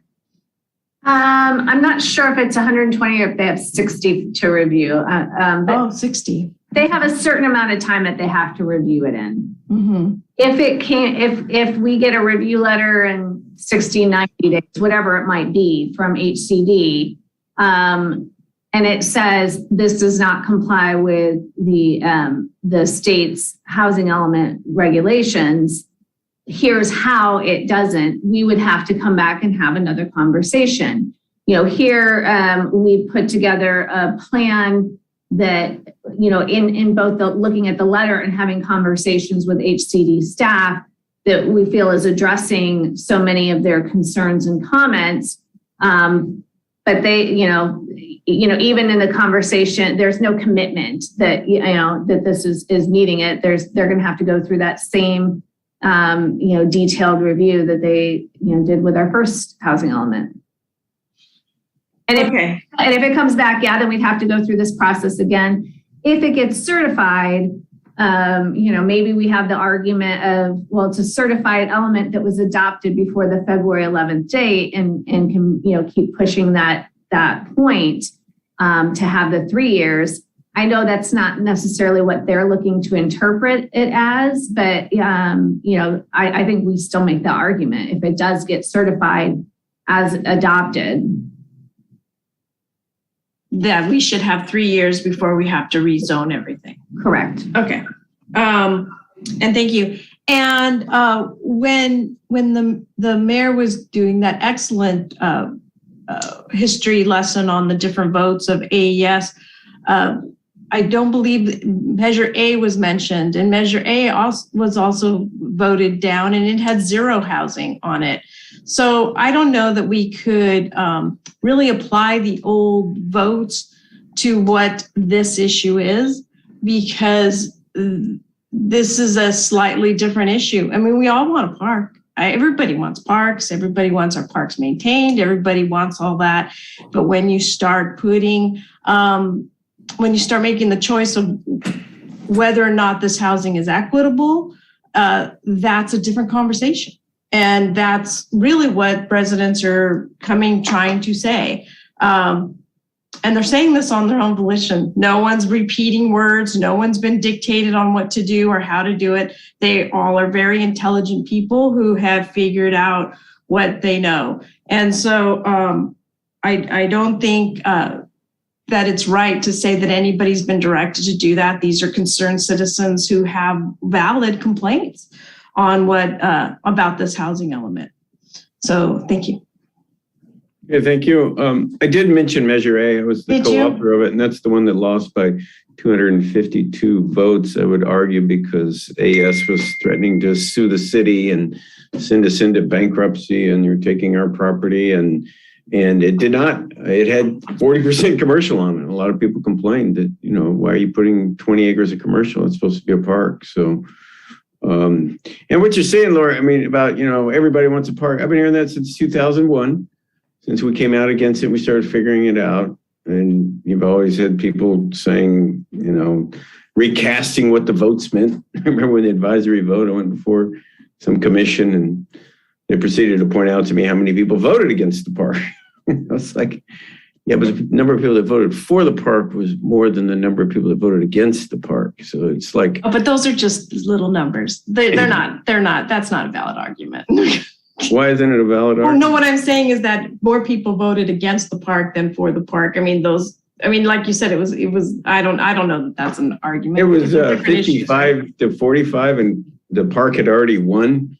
And so all I'm saying is there's always this recasting of what happened, right. And the fact is when you live 20 years of votes, you realize, it's just all the same arguments again. And you have to honor what the publics have said for how many votes have we had now? And you need to move in that direction. And that's what we're doing. And, this is a lot bigger than the AS site, folks. It really is. There's a lot.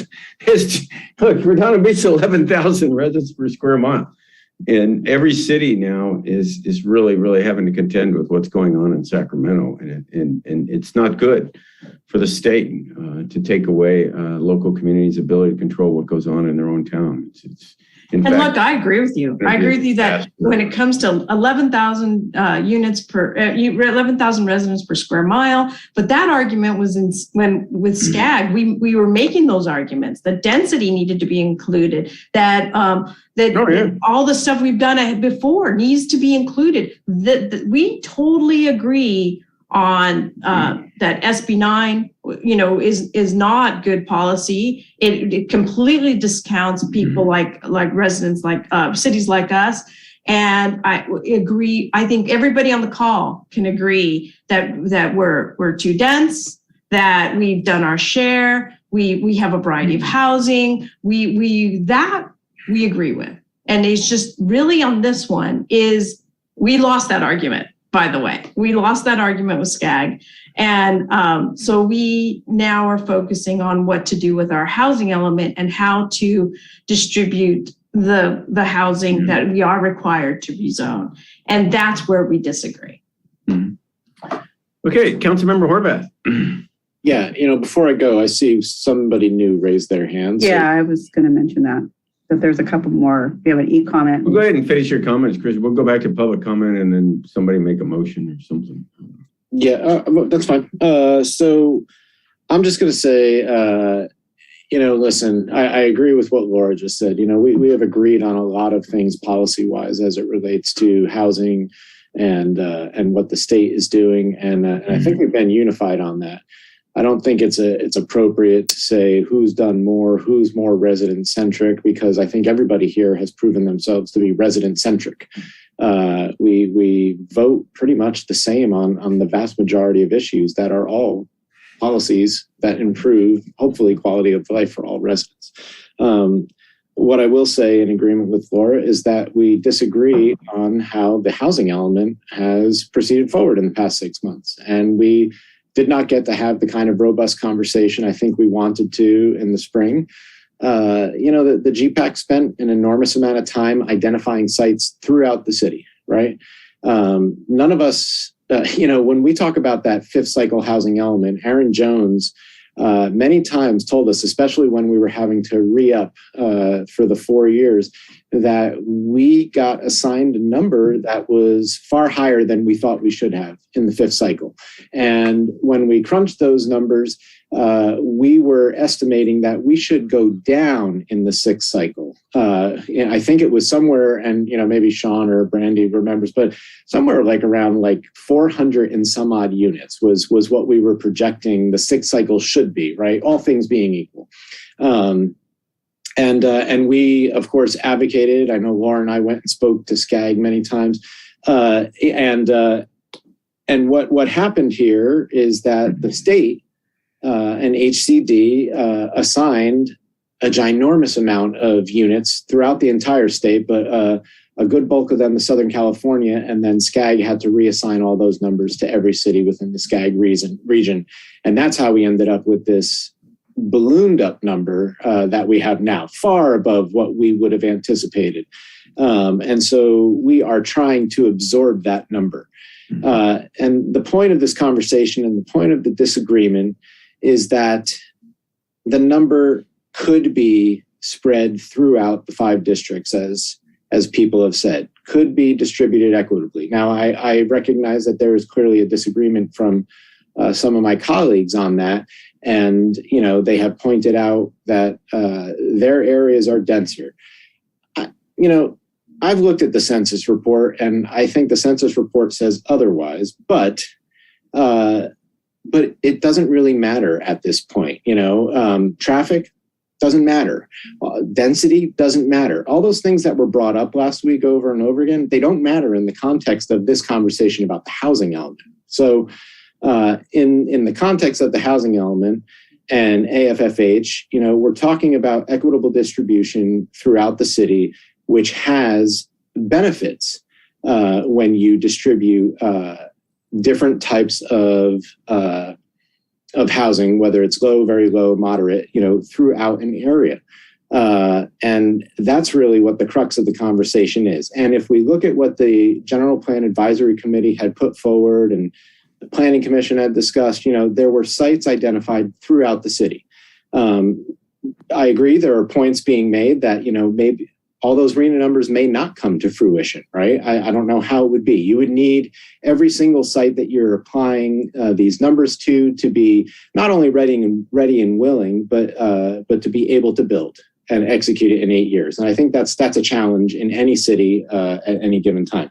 But we're disagreeing on the fact that it should be spread equitably And I'm going to say once again that I don't believe that this has been an appropriate approach to how we should put together a six-cycle housing element, and I can't support it if we continue down this path. So that's it. Okay. Councilmember Obaji, then Councilmember Lowenstein, and then we'll go to anybody at the public that has not spoken before. I just want to bring attention. Let me turn off my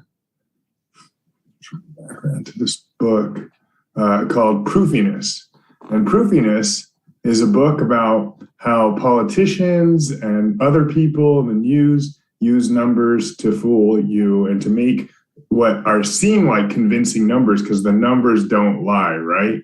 So anyways, I just want the public to be aware that when people are throwing out numbers, sometimes they're using them not necessarily responsibly, and often just to make their point. And you need not believe everything without doing your own research and diligence.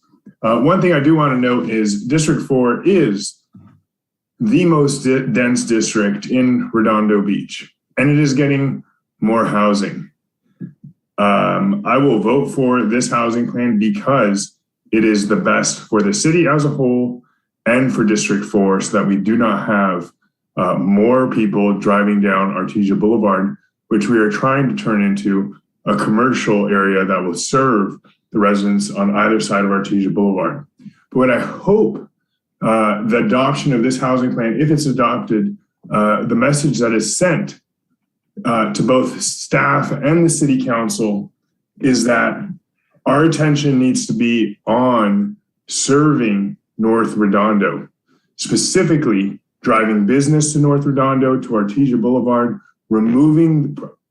hightailing the removal or reduction of the parking regulations that are keeping us from getting new business, hightailing, repaving Grant Avenue. So when we come to budget time, you know, there are not too many more things that I didn't get for District 4 and North Redondo in the last budget. When it comes to budget time, I'm going to be asking for, you know, some of the loose ends that we didn't get to close up in the last budget season, and I hope you all will respect that request for the densest, seemingly most generous district, non-self-serving district in Redondo. With that said, I am sure that District 4 is going to continue to go from the best place to live to an even better place to live, because we're going to have such great development come through with the Galleria on Artesia Boulevard, and even these new housing that comes in, if it comes in on the empty space parking lots, is just going to be more money dumped into the area and away from where it's going to clutter us. So that's all. Thanks. Okay, Councilmember Lowenstein, and then I'll go to members of the public that haven't spoken yet. Can't believe I heard one of my fellow colleagues say traffic doesn't matter and density doesn't matter. I think that's crazy if you're sitting in it. To ignore history, including one of the reasons why the Coastal Act was passed is because of those large skyscrapers that were built along the Esplanade. I heard that from a commissioner, that's one of the reasons why they did that. To ignore that, to ignore all that wall development along Catalina and Esplanade and say, well, that doesn't matter, we're only talking about going forward, is you talk about inequitable. That's really wrong. I understand the concerns that people say about the schools being crowded, but compare the school population at Paris versus the school population at Adams. Not saying that Adams doesn't have a lot of kids, but Adams didn't build a brand new wing in order to house students. My children's elementary school, Burrell, went up 50% in the last 10 years in terms of population. And, you know, their playground, their play area was taken over by 3 new classrooms. Same thing at Bernie happened. So those 2 districts, 2 and 4, yes, Zane's right. 4, especially in his area, is very, very dense. I lived in that area and I understand that, but it does matter, Christian. And the last thing I'll say on this is you both campaigned wholeheartedly against Measure C, for Measure B. And then I don't even know where you were on A, but no, you want me to show you a picture of you saying no on Measure C? I can do that for both of you guys, but I don't think you want to shake your head at that. I'm glad to share that. You said I was Measure B. That's not true. That's not true. Christian said it last time. Well, I said I supported Measure. And I think I have the floor, so it's not right to say that. You guys had no problem supporting the Center Cal development and the 25,000 car trips that it would do in my district, in probably one of the most densely populated areas. So when you say we're not doing our part, we've been fighting against the development you guys have been voting for and championing over and over. I'm not dealing with lobbyists for Center Cal or anything else. I don't deal with that. I don't try to do that. That's not right for you to say that. And if you really were against density, you'd be out there gathering signatures or giving money like I did to our neighborhood voices. You'd be doing that, but you haven't. I haven't heard a peep about that at all. I'm going through training in the next, either tomorrow or in 2 weeks for gathering signatures. I would encourage you guys to do that as well, because I walk the walk. I live in a district that has R3 zoning on my street. You don't. So don't tell me that we're not doing our part. We are. You have a lot of R1 housing in your area. I showed it last time. I showed the maps. And you're telling us that we're not doing our part? Really? Do you really want to compare R1 zoning in my district to yours? To your neighborhood even? I don't think you want to do that, because that's a losing battle. So, I mean, say what you want. I don't know. Maybe those folks are here on their own volition. They didn't get all those facts on their own. And, maybe they did. Maybe it's organic. I don't believe it. But I also haven't been talking to Leo Postolnikoff about putting housing here. I don't know if you guys have. I'm assuming you haven't, but maybe you have. I don't see any shaking your heads, so I'm guessing you did. And the guy that's writing in, pretending like he's a concerned citizen and doesn't even sign his company's name to it, writing HCD. I'm not, this is not a battle that you necessarily think you've won, because it's not right. And this isn't a hot potato. We're putting it where it belongs, away from a lot of neighborhoods and on major thoroughfares. So traffic does matter. Density does matter. Votes do matter, like Mayor Brand said. And to revisit history is Orwellian. People don't want housing on that area, and then this area cannot take any more housing unless you want to continue to build walls of development. So, I mean, that's it for me, but the revisionist history is crazy. So, anyway, that's where I'm at.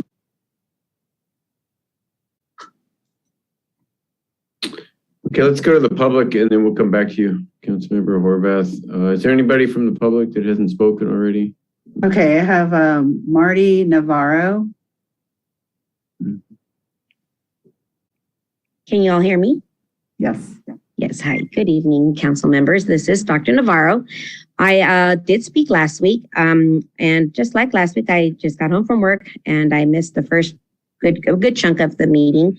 I don't know exactly what was said, but from what I hear, it sounds like some of you might be under the assumption that we've been asked to speak. You will see from how I speak that I am clearly not reading off of a pre-prepared statement. I've got nothing in front of me. I'm literally just speaking. I'm winging it, so to speak, speaking from my gut. And the reason that I felt the need to come back on again is because I was so disgusted and thoroughly infuriated by some of the comments that were made last week after you guys had shut off the opportunity for us to speak. Some of the comments that I made, I believe, were taken and twisted about race and income and culture in my area. I live in District 3. I was also very disgusted by the fact that I'm looking at you guys that, you are our council members, all of you. And some of you, when you read or spoke about something that you clearly didn't feel that you agreed with, you had the most condescending, patronizing tone in your voice. I won't mention names, but I think you guys know who you are. And it's really saddening to be sitting here watching you and hearing you and have my children who are now 7 and 9 also listening in, and to see how grown-ups are talking. So why am I chiming in this time? Multiple things. Mr. Obaji said something about District 4 was the most dense. It is, and clearly he obviously doesn't seem to care about what his own residents say and how they feel. You mentioned throwing out numbers. Well, we could also throw out pictures of crowded streets, right? I remember those last week. I thought I'd bring my own today from my commute home on Artesia. And I can take, I live about maybe 30 yards west of Marianne, where it meets Fisk. North Redondo, you say we complain about how we carry more with the homeless shelter. Like I said, I'm winging it. Okay, clearly I'm not reading. I wasn't asked to speak. The homeless shelter, it didn't leave after 6 months. What I can tell you, when I moved here in 2006, never until last year did I start to see the increase in homeless that we have all around here, all around our schools, Washington CDC, Washington Elementary, Adams. I've had a man sleeping on the sidewalk about 10 feet from my house, which I have never had in the past. So please don't say that we aren't being treated differently or unfairly. That shelter pallet was supposed to leave after 6 months. Never happened, right? Density, traffic, pollution, lack of parking, road conditions, crowded schools. Yeah, so those all matter, obviously. But if that's not what this vote is about, or the housing element, then let's focus on what it is about, the lack of having it spread equitably. Do I have time to just finish here? I would like to challenge you to redo a vote on AES under the current situation and see how people feel, okay? I would like to see that happen. In Washington, it's crowded schools. My kid at the peak of Omicron, they have 8 to 9 kids currently sitting during lunchtime on their picnic tables. 6 is about the average at most schools. You tell me how kids were safe with their masks off during lunchtime, sitting with no elbow room, with 8 to 9 kids at an average size picnic table. And you think that our schools can accommodate even more kids in this area where we have the predominant number of not only racially diverse, but also low income people. I can let you go, Marty, to complete a thought, but now that you're getting in well over 3 minutes, it's not really fair. Okay, thank you. I appreciate that. Thank you. I appreciate you. Thank you. Okay, Brianna Egan. Hello. Thanks for letting us speak at this point. For those of us who weren't able to speak earlier, I again want to thank City Council and staff for again making every effort to submit a compliant housing element. As some of you may have heard, it appears that Manhattan Beach is considering not complying with state law, and this comes with significant penalties. So I'm sure you're aware of that. And on the point of equitably distributing housing across the districts, I would suggest that council members and members of the public make an effort to suggest some of these additional locations aside from the AES site that could be used for housing. In the letter that I submitted to City Council last week, I suggested 2 additional sites that would be in District 1 and 2 that could be used for consideration for housing overlays. This includes Torrance Boulevard, the site of the Lighthouse Memorial Funeral Home that's largely an empty parking lot, as well as a vacant lot along PCH. And these are both larger than 0.5 acre sites. And then in addition, I think the Galleria Mall still has lots of remaining parking lots that could be turned into housing. The development plans that were submitted by the firm for the Galleria site have left still lots of surface parking, and ostensibly this is to provide space for future development. And so the 300 units that are zoned at that site at 20% affordable is a good start, but zoning for more homes could actually really activate the site and make it feasible for transit and as a place for work, live, and play. And so without those types of like increasing height limits and reducing parking requirements, we're kind of left with more of the same at the Galleria. So I just wanted to suggest that as an idea. And so, yeah, one thing I haven't seen is an effort to suggest other sites that were discussed by the GPAC or additional sites that were not. And the claim that our city is full, it's not entirely accurate. It's full with cars mainly, and that's what makes it feel crowded, and that's what gives us the concerns with traffic and parking. And so again, there's other ways to reduce car dependence through things like traffic calming and investment in transit and bike lanes, which I know you are all proponents of. And so in closing, I just urge you all to seek collaboration and consensus rather than just kind of holding on to a lot of past grievances and party lines. So thank you. Okay, Marita has already spoken. So we have one e-comment. Vicki, can you please read that comment? Thank you. Submitted by Mark Nelson. The 3 beach cities should restructure the BCHD into a minimum cost distributor of property tax revenues only. The site should be reclaimed and used for housing. Unlike BCHD, the city could reasonably develop the area at 30 feet instead 100 feet tall. Further, the city could provide ample setbacks instead of building on the perimeters, thereby maximizing damaging the surrounding neighborhoods. Residential housing with ample setbacks and low heights would be a much welcomed reprieve from the Beach City Health District Staples-sized development. And that concludes that comment. That's it, Mayor. Okay, thank you, Eleanor. Councilmember Horvath. Yeah, I just wanted to correct something that Todd said. You know, when I said that density and traffic doesn't matter, I'm not saying it doesn't matter in the grand scheme of things. Clearly it does, because we talk about it all the time here and we create policy around it. I said it doesn't matter as far as the housing element is concerned, as far as HCD is concerned in looking at that. Those are not arguments that they consider. That's what I meant. Now, I know you want to twist it around and, you know, create another narrative there, but that's not what I'm talking about, all right? It's just what they're looking at. They have a very narrow focus on how they are looking at what is or what is not going to be a certifiable housing element. And that's just a fact. So take it as you want. I'm not saying that you, Todd Lowenstein, are not doing your part. Everybody's doing their part, but we all can still, when we talk about distributing numbers equitably throughout a city, we can all do that and we can all figure it out. You know, there are 2 districts in the south and 3 in the north. I don't see where there's a lot of confusion around this. You know, there are multiple cities that surround North Redondo. South Redondo has, as I told you back in the spring, right, the ocean to the side. So, you know, I get it. It's unfortunate that that the Esplanade and Catalina were built up the way they were and that downtown Redondo was taken away. I don't think any of us disagree with that. But the fact of the matter is we're just talking about the distribution of numbers throughout the city. And that's where we disagree. And I'm not attacking you. I'm just saying it's where we disagree and that I can't support the housing element as it is because of it. That's it.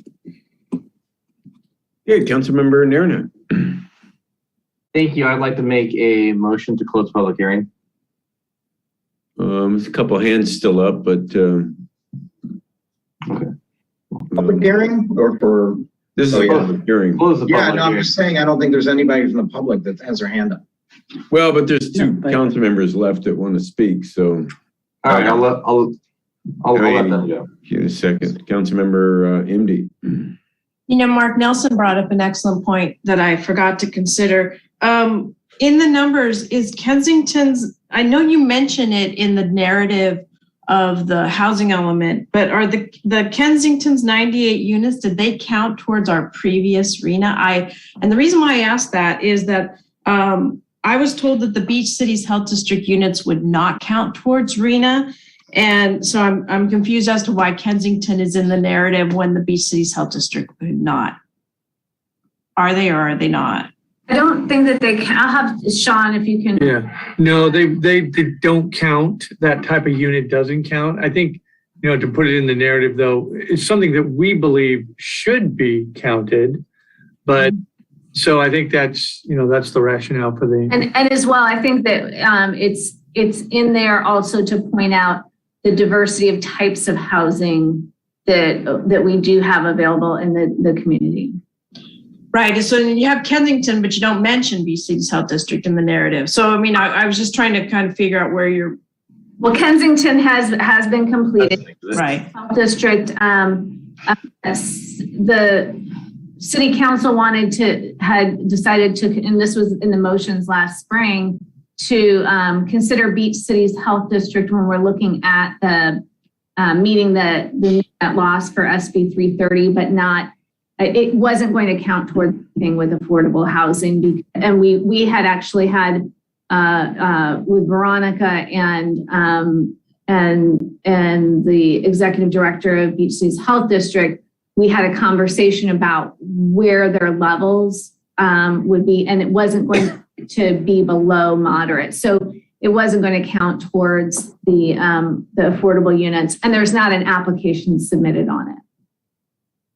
Okay, wonderful. Thank you very much. Hey, Councilmember Obaji. Yeah, a lot of people throw bait out, but and I try not to take it all, but Councilmember Horvath said something that ECD doesn't care about. I don't know whether it was the transportation or some traffic impacts, but that's not exactly correct. Based on my conversations and meetings with Robin from HCD, what she expressed to us, and correct me if I'm wrong, Director Forbes, is that HCD looks at the whole body of state law surrounding housing and construction, and then decides, and you can rally different parts of the law, which sometimes conflict with each other, but to support your housing plan. And so that's why I endeavored to point to, I think it was SB 375 at the last meeting, because transportation-oriented development was a major thing the legislature and the governor at the time highlighted in 2008. It became law. And that's exactly what we're doing here. It's one of the older urban planning methodologies and maxims that exists, especially in an age where we're concerned about climate change. So I would support this housing plan, voting with Greta to reduce our carbon impacts. Brandon, can I ask you a question?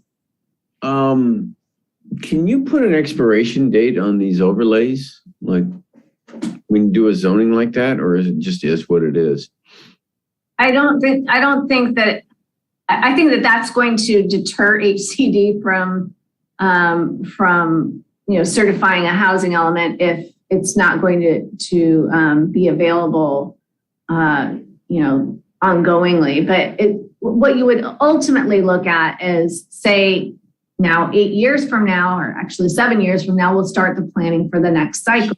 We're going to have our RENA number. It's going to be, something we're going to need to meet from there forward based on what's been developed and what's still available. At that time, what if that number goes down from 2490?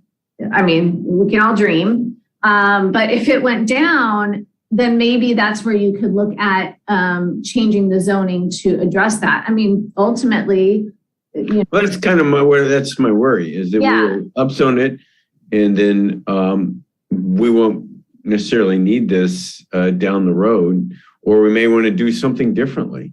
And that's where there's SB 330 that prevents you from downzoning. So I'm trying to figure out a way that we can go ahead and do what we need to do to meet our current housing element, but that we get a fresh baseline when this housing element term is over. Yeah, I think right now a lot of the housing laws are looking at a certain time frame of where this housing, where the housing crisis lies. And I'd have to double check on SB 330 if that has a sunset for that. But that's where it had a sunset and they took it away.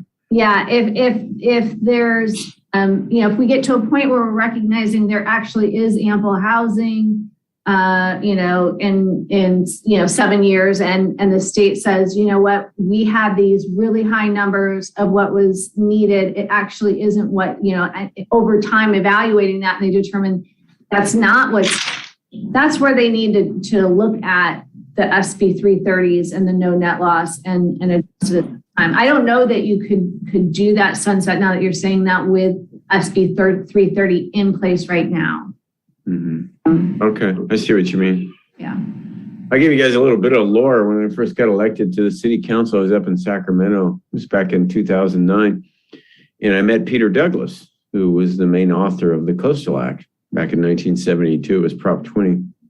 I introduced myself. Hey, Mr. Douglas, I'm Bill Brand, new council member from Redondo Beach. He goes, Redondo Beach? I was living on the Esplanade when I wrote the Coastal Act. And I spent a lot of time growing up in Redondo Beach, surfing in Redondo Beach. When they started putting up those condos south of the pier and destroying the whole, downtown, that was one of the motivations of the Coastal Act. So there you go. The key author of the Coastal Act was living in Redondo Beach. And that was his reaction. It turned out to be quite successful. And I think he was executive director for like 25 years. So, Redondo Beach is front and center way back in the early 70s when we were crafting the Coastal Act. Councilmember Narenheim. I'd like to make a motion to close the public hearing. Is there a second? Second. Okay, any objections? All right, public hearing's closed. I'd like to make a motion to our housing plan with one change of increasing the density on the FedEx location and to move it off of the Smart and Final location. Other than that, to keep everything as is and to include all of the public comment and comments, PowerPoints and other comments that we need for staff to submit to HCD. Is there a title, an ordinance title I need to put in here? I got to open my PDF up. I wanted to ask Brandy, is that the only change? There's a resolution. Hold on, let me pull up. DC 2203. Let me. It sounds like he's going along with staff recommendation, except for that one exception. 2202. Yeah, with the one additional change. So, sorry, went the wrong way. Hold on. Here we go. 131. It would be adopt by title only resolution 2202-003 with the revised page, with the housing element, with the revised page and the revised increase in the FedEx density and removing the Smart and Final site. And then you can read the resolution title. That's what sounds in line. I don't mean to. The resolution, adopting resolution number CC 2202-003 with the minor changes. Okay, is there a second? I'm not hearing a second. Second. Oh, there's a second. So there's a motion and a second. Not seeing any hands up. Guess I'll do a roll call vote. Councilmember Narenheim. Aye. Councilmember Lowenstein. Aye. Councilmember Horvath. No. Councilmember Obaji. Aye. And Councilmember MD. No. Okay, well, there you go. 3-2 vote. Thank you very much. Thank you, Brandy. We'll see what happens, just so everybody knows what's next. We'll get that Maybe you can submitted. tell us what's next, Brandy. Yeah, we'll be submitting that. We'll incorporate those minor revisions and the change to the FedEx and removing the Smart and Final site. We actually will be providing the responses to public comments and submitting that to HCD by Friday. So once we submit that to them, then what do they do with it? They review it. For how long? Is there a deadline? I don't know what their timeline was. The first, when we had it submitted October, 7th, they had 90 days. I don't think that we'd see it sooner than 60 days from now. And what Robin's indications were. So it could be that 90-day time frame. I'm not sure if there's an additional, for another round, if they have it set, it can't be beyond 90 days. But I would say, that seems pretty likely they'll be right around the 90-day timeframe. So what happens if they come back, with more comments? If they come back with more comments, we'll need to address those. If it's more comments and they say that it's not fully compliant with the state housing element law, we'll come back to you with what their comments are. We'll have more conversations with their staff on why they feel that it doesn't meet that, so that we can, I think it would end up being a little bit more of this back and forth. Another iteration. Yeah. What happens if they approve it? Well, then we certified housing elements. I think that we would make the argument that we had a housing element adopted that was certified, and it was adopted prior to the February 11th date. So we would, keep pushing on that, even though they're saying that they're looking at an interpretation that it had to be certified by this Friday. I think that we'll keep pushing our argument and keep moving forward with updating our general plan and doing the environmental. But we really need to have something certified by them so we know where we're at with our land use plan for the general plan. So once you have it certified, then you initiate the EIR process? Yeah. And then once that's complete, then it goes for a public vote. Yeah. And this particular time frame is for the cities in Southern California? I think there are more cities, especially if that we're hearing from a lot of different cities throughout the state. For sure, for the SCAG region, this was their deadline. I'm not sure what other regions, if some of them may not have followed the same time frame. I'm not sure. Yeah, I'll just say to everybody, there's 191 cities in the SCAG region. So many of those 191 cities are behind us and or facing the exact same thing that we're facing, which will be zoning changes and EIRs and decertified housing elements, because the time frame is not enough for them to do what they need to do. So that's what's to come. Thank you for saying that. Thank you for saying that. Honestly, you're right. Our staff is, and Redondo Beach is, in spite of all that we've had to face, the staff, you guys have really been on top of it. It's really good. Thank you. Yeah, a lot of cities are behind us. Yeah. They really are. And they're still at planning commission.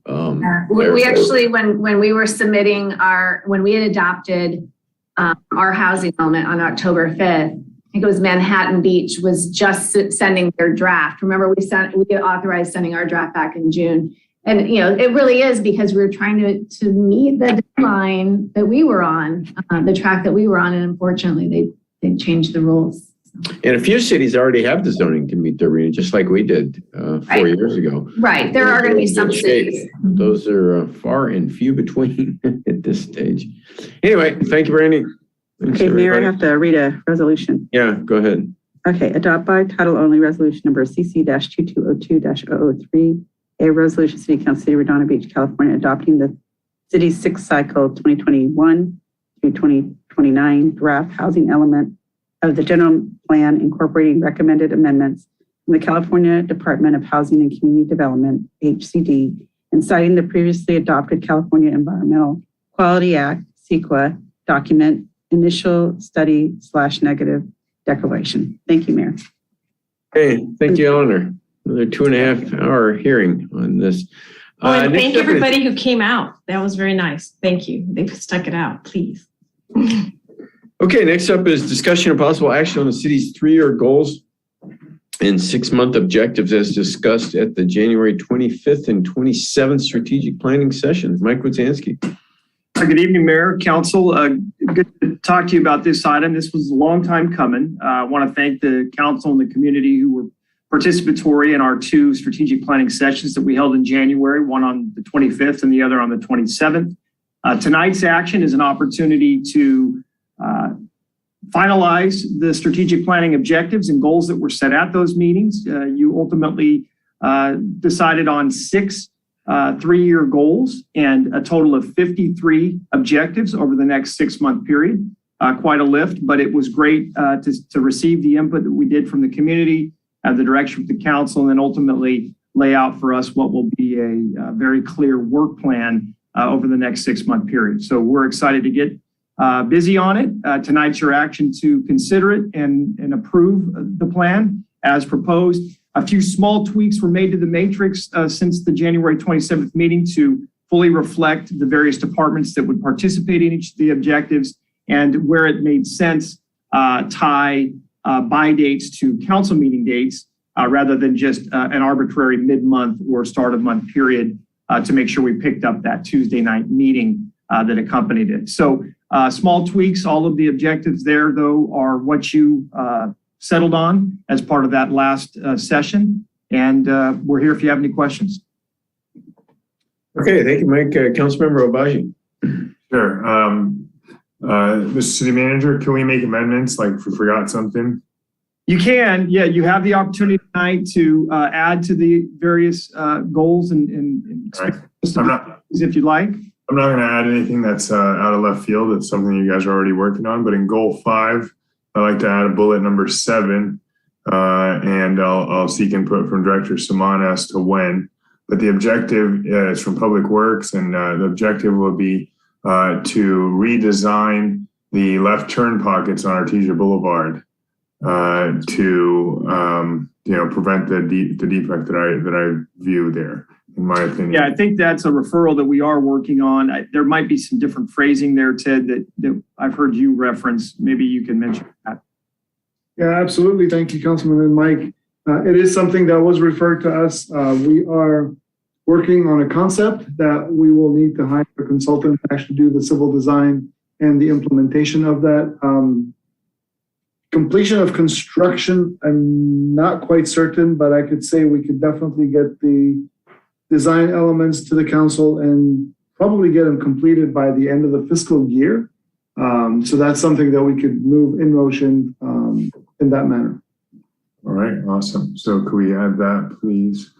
And the other question I had, which I didn't get to bring up, but I've voiced to Director Saman, I'm getting a lot of feedback from residents, including my own yard, which is a ways away from the right-of-way. The gophers are reaching, and people are, buying those little electric sonar things that supposedly buzz the gophers away, but they don't work. So you just hear that noise in the neighborhood, but they're not actually keeping gophers out. You see a lot of mounds of gophers. So how are we doing on gopher eradication, and what can we do, if anything, to further support Public Works? The council has actually been very supportive of that. You actually gave us funding that we hired outside folks to help our folks to do so. I say it's treatment and control. It's not eradication because the area is extremely large. We did find movement that's occurring out there in the past. What's happening now, and it's becoming much more visible, is because this is the time of year, typically in spring, but we are getting very warm, winter-like conditions. Probably seeing that movement occur. Our staff has restarted actually treating that significantly.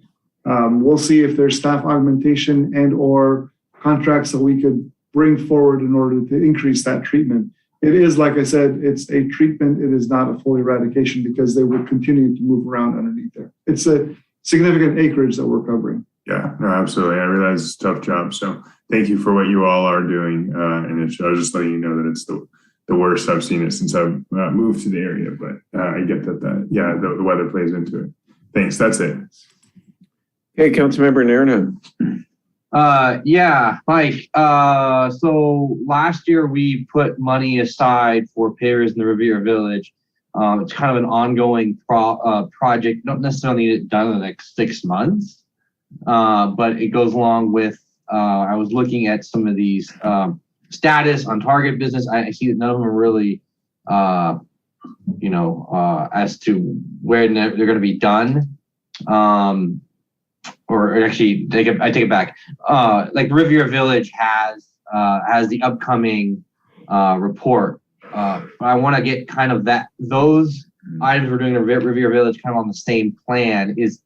Are we just going to wait for contracted services to come out and do that? Or are we going to sit here and really look at that scope, meaning the pedestrian traffic study scope, and see what makes sense?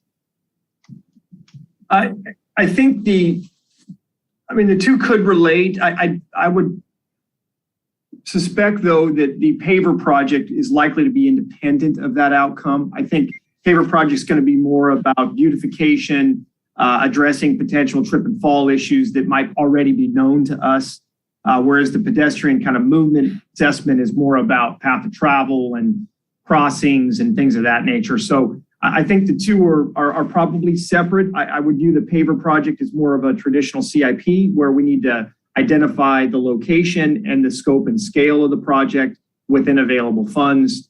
And that would flow through our normal kind of CIP planning effort. If you want a specific report on its status, or if you want us to bring back the conceptual location so you can at least give direction as to where in the village we're going to prioritize that funds, we could certainly work up a report like that for your consideration.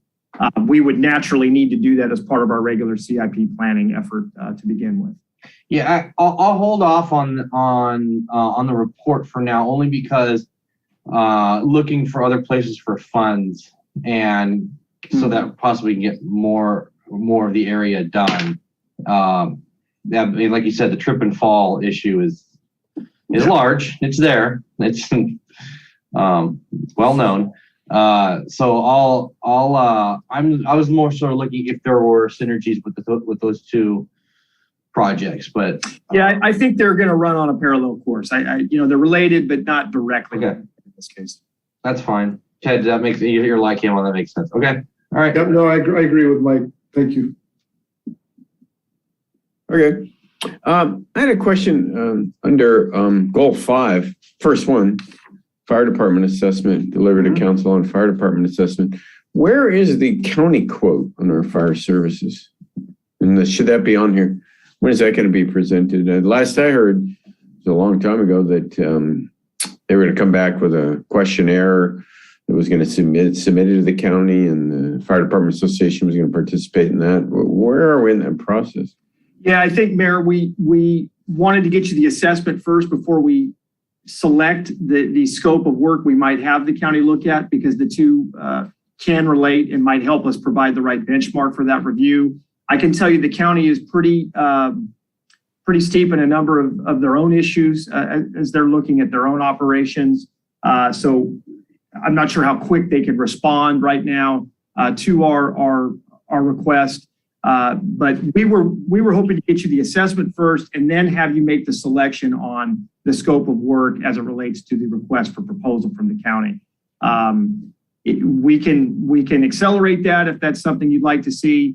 But we think it makes sense for us to do the internal review first and then make those decisions going forward.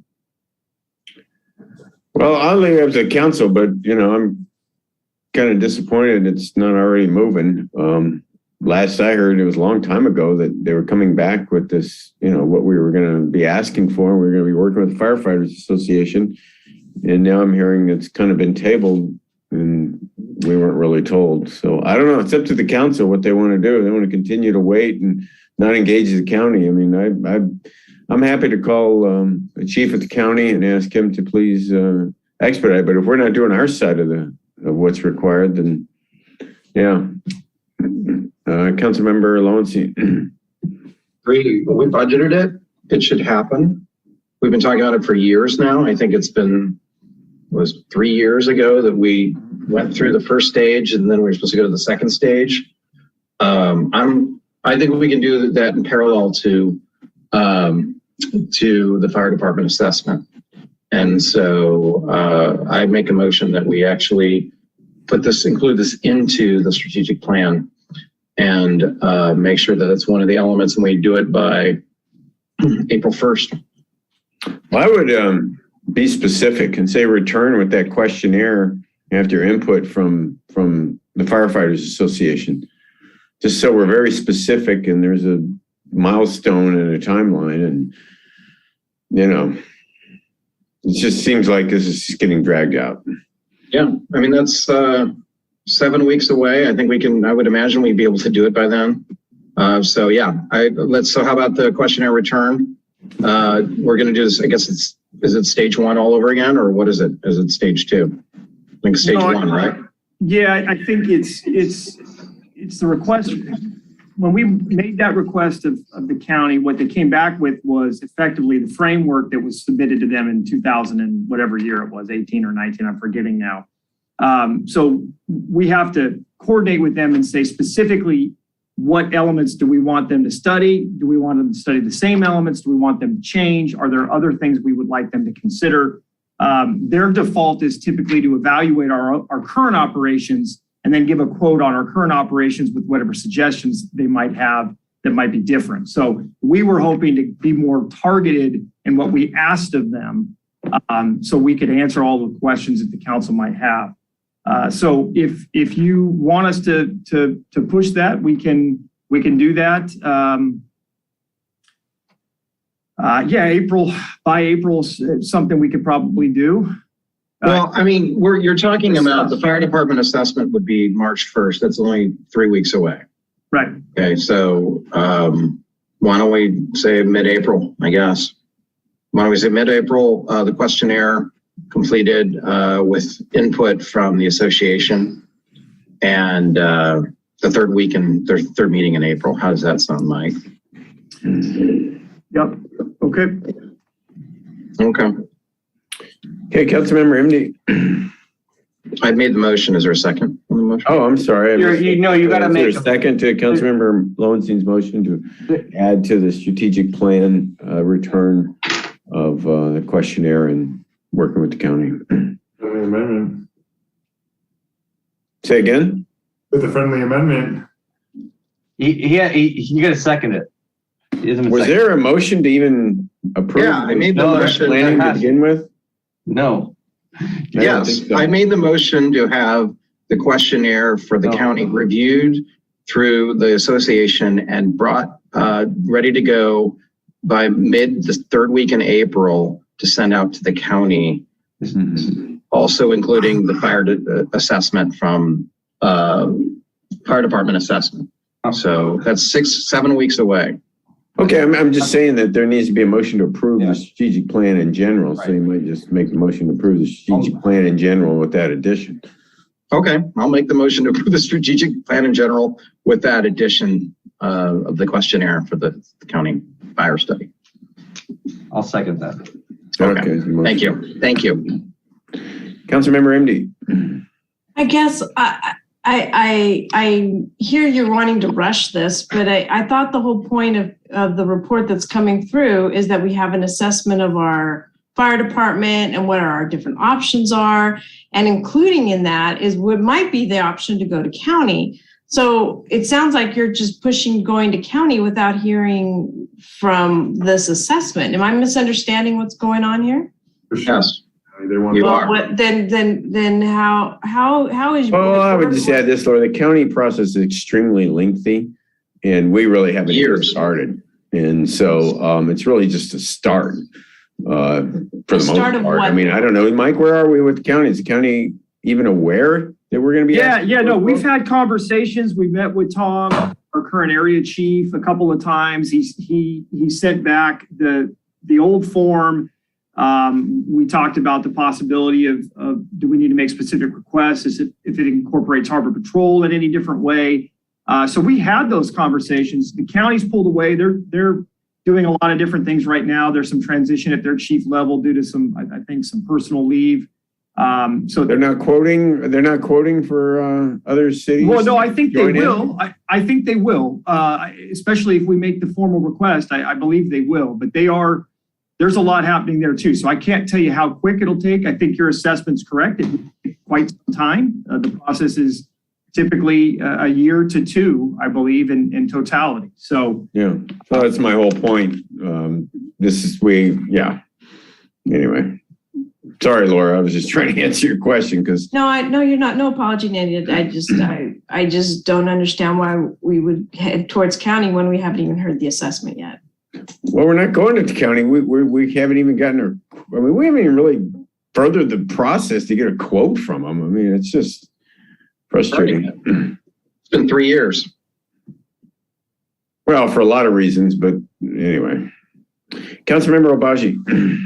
What bugs me about some council members is that Councilmember Lowenstein said we want to get a quote from the county and answers to questions. And then Councilmember MD says, why are we going to county? No, we're not going to county. We're just asking for a quote to understand the cost.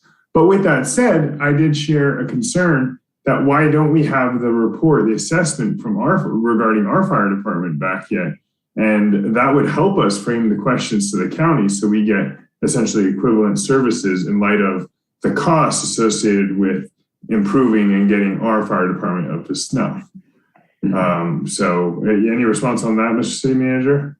Yeah, I mean, that's why we've been working towards that as the first step, because I think it helps set a very clear benchmark. There are things we can do within our own operation that we may also want the county to provide information on because we think it's a good idea.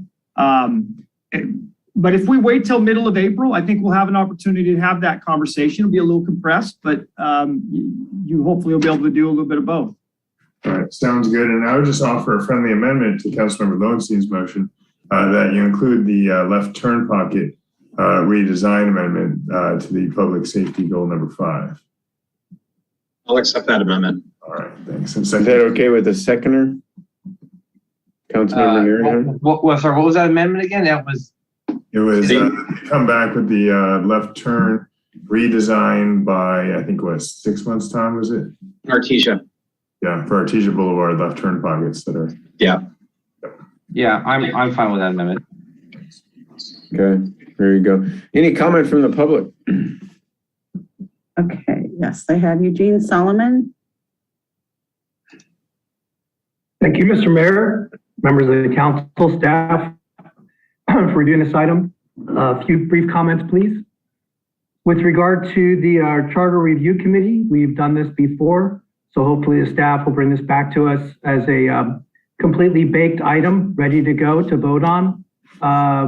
We can form it in a number of different ways, all of which we've done before, whether it be 2 people from each district with the mayor selecting someone, making sure the city attorney or somebody from the staff is involved so the committee can be an efficient working model right after you vote on it. Have it fully baked, ready to go the moment you decide to adopt it, if that's the way you go. When it comes to the campaign finance item, there are dozens and dozens of cities that have their own local rules with regard to campaign finance. Many of them, more than half, have some sort of enforcement component to them. So it's not something that has to be created or go to the police department. It's ready-made out of the box also. You simply include it in the ordinance and you're ready to go. There are at least 2 complaints that were made from the last election against candidates or the last cycle. One of those candidates was found in violation by the FPPC for certain activities. And the other complaint for the local part of it just sits dormant, as does another candidate's complaint. So the sooner you do that, I think the better for transparency and efficiencies within the city. The last thing I'd ask would be the question, if the analysis you're talking about coming back from the fire department, some of the firefighters that I spoke to said that somebody's been reviewing our efficiencies and internal controls at the fire department. Is that the report that we're waiting to get back? Because that process started some time ago. So if that's what we're waiting to come back, that's been ongoing for a while now, and I would hope that it'd be finished or near finished for the staff to go ahead and have that presented to you. Thank you for your time. Good luck as always. Thank you and good night. That concludes our comments. Okay, thank you, Eleanor. There's no more comments, so a motion and a second on the floor. I'll do a roll call vote. Councilmember Nierenheim. Aye. Councilmember Lowenstein. Aye. Councilmember Horvath. Aye. Councilmember Obaji. Aye. And Councilmember MD. I'm gonna vote no. Okay. All right, next up is, let me get my agenda here, where to go. Discussion and possible action on the Community Development Director's issuance of extensions, the emergency coastal development permit issued for the temporary closure of the Avenue A ramp. I guess this is Brandy Forbes. Yeah, this will be rather brief. It's just an official report that I have to give orally and in writing. So in November of 2021, the LA County Department of Beaches and Harbors submitted an application to the Community Development Department for an emergency coastal development permit to temporarily close the beach access ramp on Esplanade and Avenue A due to public safety concerns. The county had completed an engineering study that had found the existing path railing, landings, and wall that comprised the ramp to be in very poor condition, and the study recommended closure of the ramp to protect the public safety. And based on those findings of that engineering report, the county applied to the city for that emergency coastal development permit.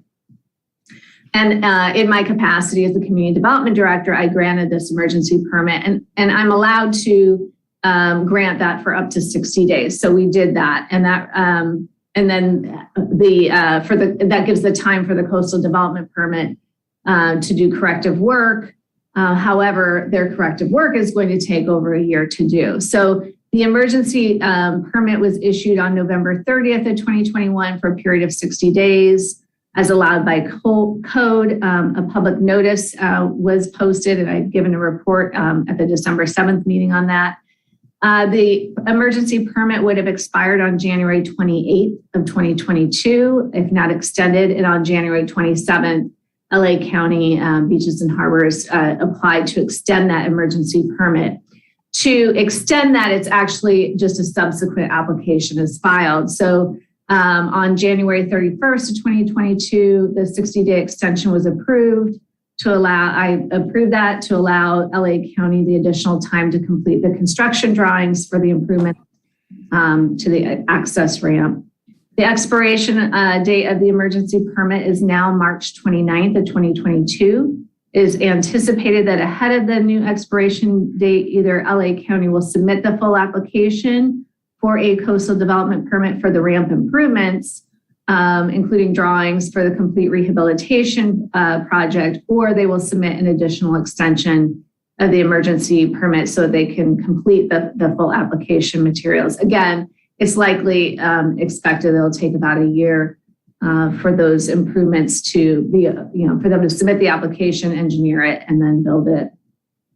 Per that, the regulations, section 10-5.2228A7 of the Redondo Beach Municipal Code, the Community Development Director shall report in writing and orally the granting of an emergency permit to the City Council at the next scheduled meeting. And that's what this report is. It serves as that notice. If there's any additional extension of the emergency permit, a similar written and oral report will be provided to the City Council at that time.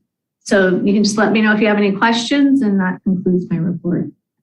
I got a quick question, Brandy. Have you spoken to the county? Are they proceeding on this, or they're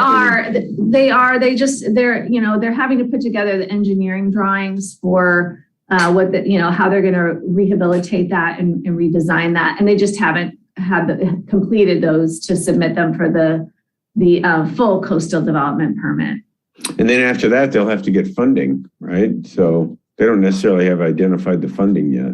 I take it. I haven't asked them that. We can check on that. They may, but we'll have that information if they do request an extension. When you talk to them, could you please ask them also about the walk path just north of there? Because they've done extensive analysis of that as well. And last I heard, they were set to find funding for it within the county budget. So it would be good to get an update on that. It's like Gary Jones and Warren Ontiveros, if you've heard of them. Okay. Thank you. Councilmember Nairn. Thank you, Mayor Brand. So let me share my screen here for a second. So we're talking about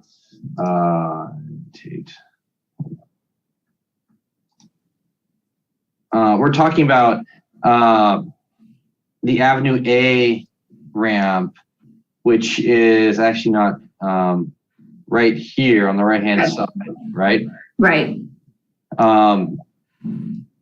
not to bring up housing, but I looked at this and I thought, wow, look at this. City of Redondo owns all of this, or private property. It's all housing, and then where the county owns, suddenly it's open. So that was going through the documents here that you had was 1995. It was deeded to the county from the state. And where is it? I think here. So right here, oops, zoom out. This area. So there's the Avenue C ramp. There's the ramp in question that we're redoing. There's another ramp just south here on Avenue E. Are they looking at that ramp as well? And all this falls under the same, and I can't see it on this map actually. Are they gonna just doing that ramp and not looking at any other ramps? Because there's another ramp on Avenue E that's quite literally falling apart, and the one on the border of Vista Del Mar. I don't know if they are. I can ask them. This is one where their report very clearly, spelled out that it's a public safety issue, like needed immediate closure as a result. So I'll check and see if they've done those similar studies on other ramps. Maybe they're not in that same urgent condition. And it looks like Director Seman may have a response. I do, because I did receive a complaint from one of our residents regarding, I think it was the ramp at Avenue E. Mm-hmm. I sent that information along with what we obviously know for the Avenue A ramp to the county folks and said, hey, could you make sure that this is incorporated? That's my understanding, is that they're looking at all of the ramps, but I haven't received any feedback from them at this point. Okay. If there's, did we issue a permit for the work at Avenue C, the bathrooms there? Is that our responsibility? Or like how do we define that we're giving this emergency development permit? The emergency coastal development permit is just for the closure of this ramp, because it's limiting the access. And so as a result, if you're going to limit access, you have to have a coastal development permit because of the urgent nature of this. And it's just closing it for right now to protect the public safety or public health. Yeah. Okay. I get it now. All right. I see what it's not the actual work, it's just the closure of it. Right. So when they I misunderstood the original intent, original issue behind it. Right. So when they do come in to do the improvements and replace the ramp, with something different, that's where we're waiting for that application for the actual coastal development permit. That would not be an emergency project. Right. Okay. I will, before we take public comment, I'll just make a motion to, let's see, what do we have to do? There's no resolution. It would just be a motion to receive and file the report. There you go. Motion to receive and file the report. Second. Is there a second? Okay, it's a motion and a second. Let me share my screen for a second, just so everybody can see the ramp. And you can see it's falling apart there on the right. But as you go up, it's heavily leaning over. And yeah, I used to use it myself a lot. And it was, you were wondering why it was still open for so long. But what's so interesting is we're issuing the coastal development permit for something on county land. Don't they have we have the LCP authority to issue a coastal development permit?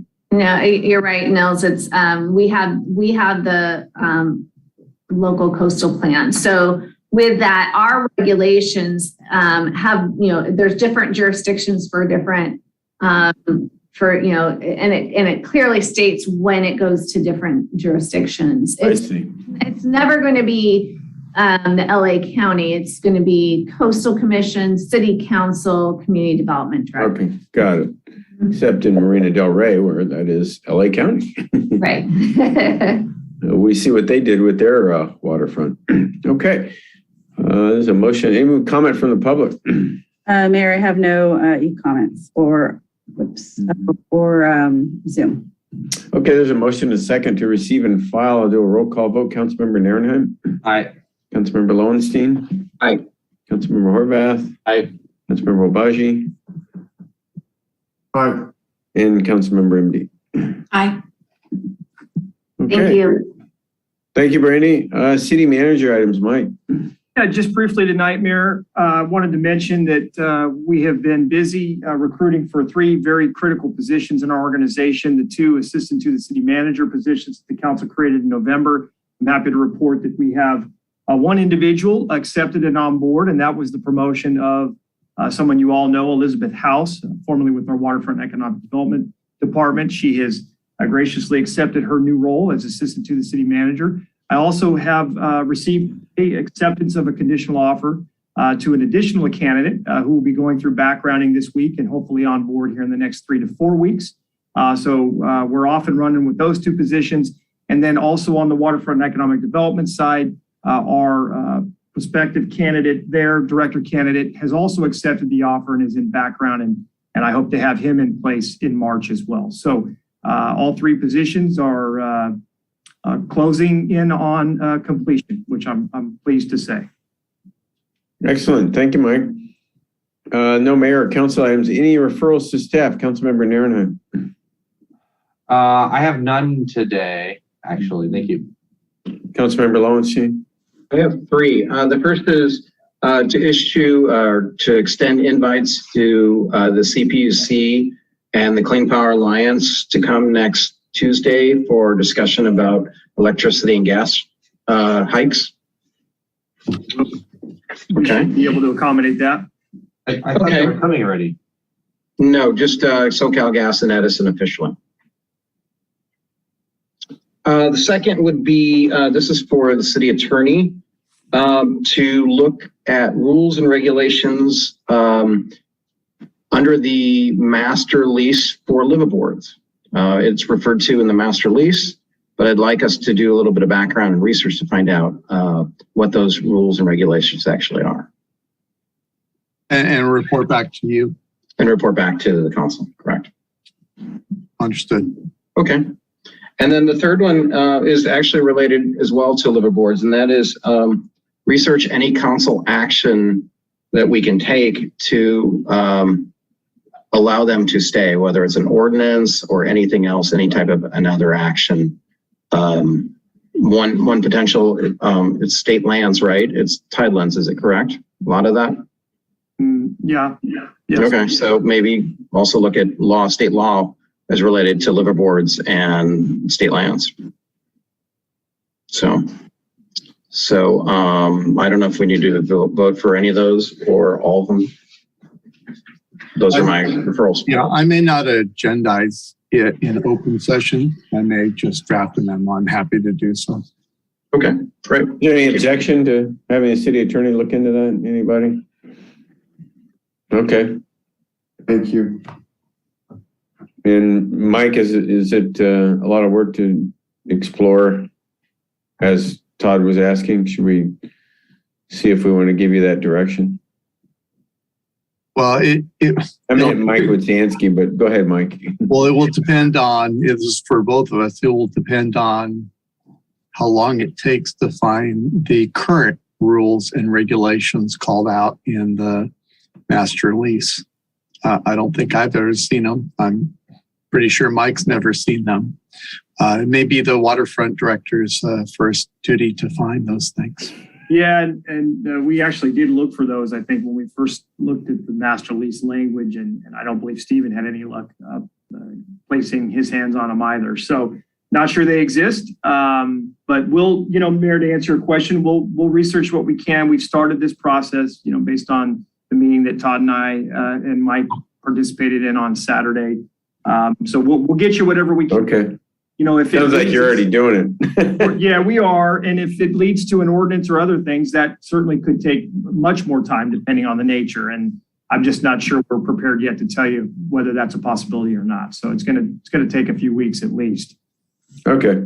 Oh, and I'd also be remiss by not thanking both of you for coming on Saturday. I appreciate you being there for us. So, happy to be there. Yeah, thank you. Anything else, Todd? Okay, Councilmember Horvath. No, thank you. Councilmember Obaji.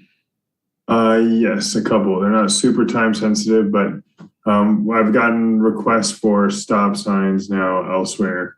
One emailed me, or the email that came through the mayor, and then tried to get Mr. Horvath, but in Marshallfield and Stanford, because these are all stop signs right on the border of two districts. So I think they get neglected by both districts.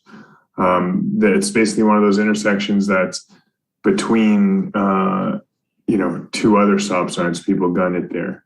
As well as Matthews and Perkins and Matthews and Felton. So if we could just agendize that at some point in the future for discussion, I'd appreciate that.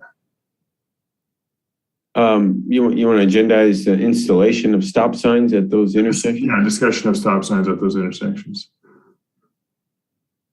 Okay. Is there a Does that really second? have to be discussion? I already forwarded that to the traffic engineer 2 weeks ago. Okay. So One thing that we have in the strategic plan that you recall is to bring back our policy on traffic calming. Stop signs, one of those items.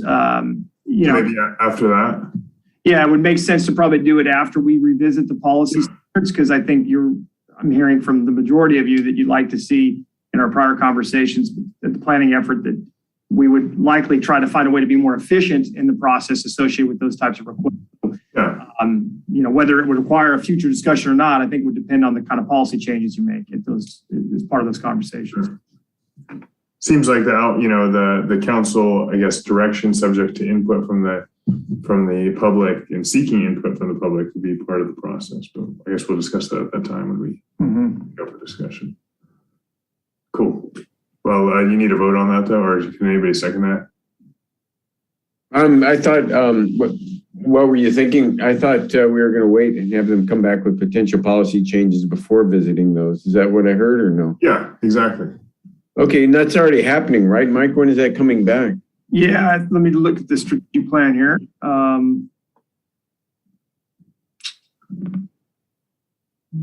mean, I could leave it here on my list and just bring it up at that time, basically seek to schedule it at that time. Is that what you're We suggesting? said by April 19th is when we'd have the traffic calming policy come back to you. So maybe you would look to agendize that discussion for May.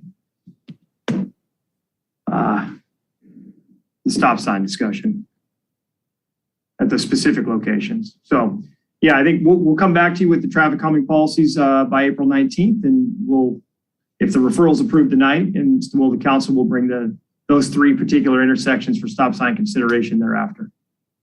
Okay, is that good enough, Zane? Oh, I need a second in the vote. Well, okay, so I'm a little confused. What is your motion? To agendize a discussion on those intersections after we have a discussion on traffic calming procedures. Okay, is there a second? Okay, there's a motion and a second. I'll do a roll call vote. Councilmember Narenhut. Aye. Councilmember Lowenstein. Aye. Councilmember Horvath. I'm going to vote no because the traffic engineer is already working on this. Councilmember Obaji. Aye. And Councilmember MD. No, I don't think it needs to come to council. Okay. Anything else, Zane? That's it. Thank you. Okay, Councilmember MD. No, thank you. Okay, well, that's it then. Well, there you go, folks. I will entertain a motion to adjourn until our next meeting a week from tonight, February 15th at 6 o'clock. 4:30, actually, closed session. So moved and go Rams. Go Rams. Yeah. Yes. Enjoy Made that Super motion. Bowl. Councilmember Obaji, second by Councilmember Horvath. Any objection to adjourning? Not if we're doing it in the name of Rams. No, I'm okay with that. Ever.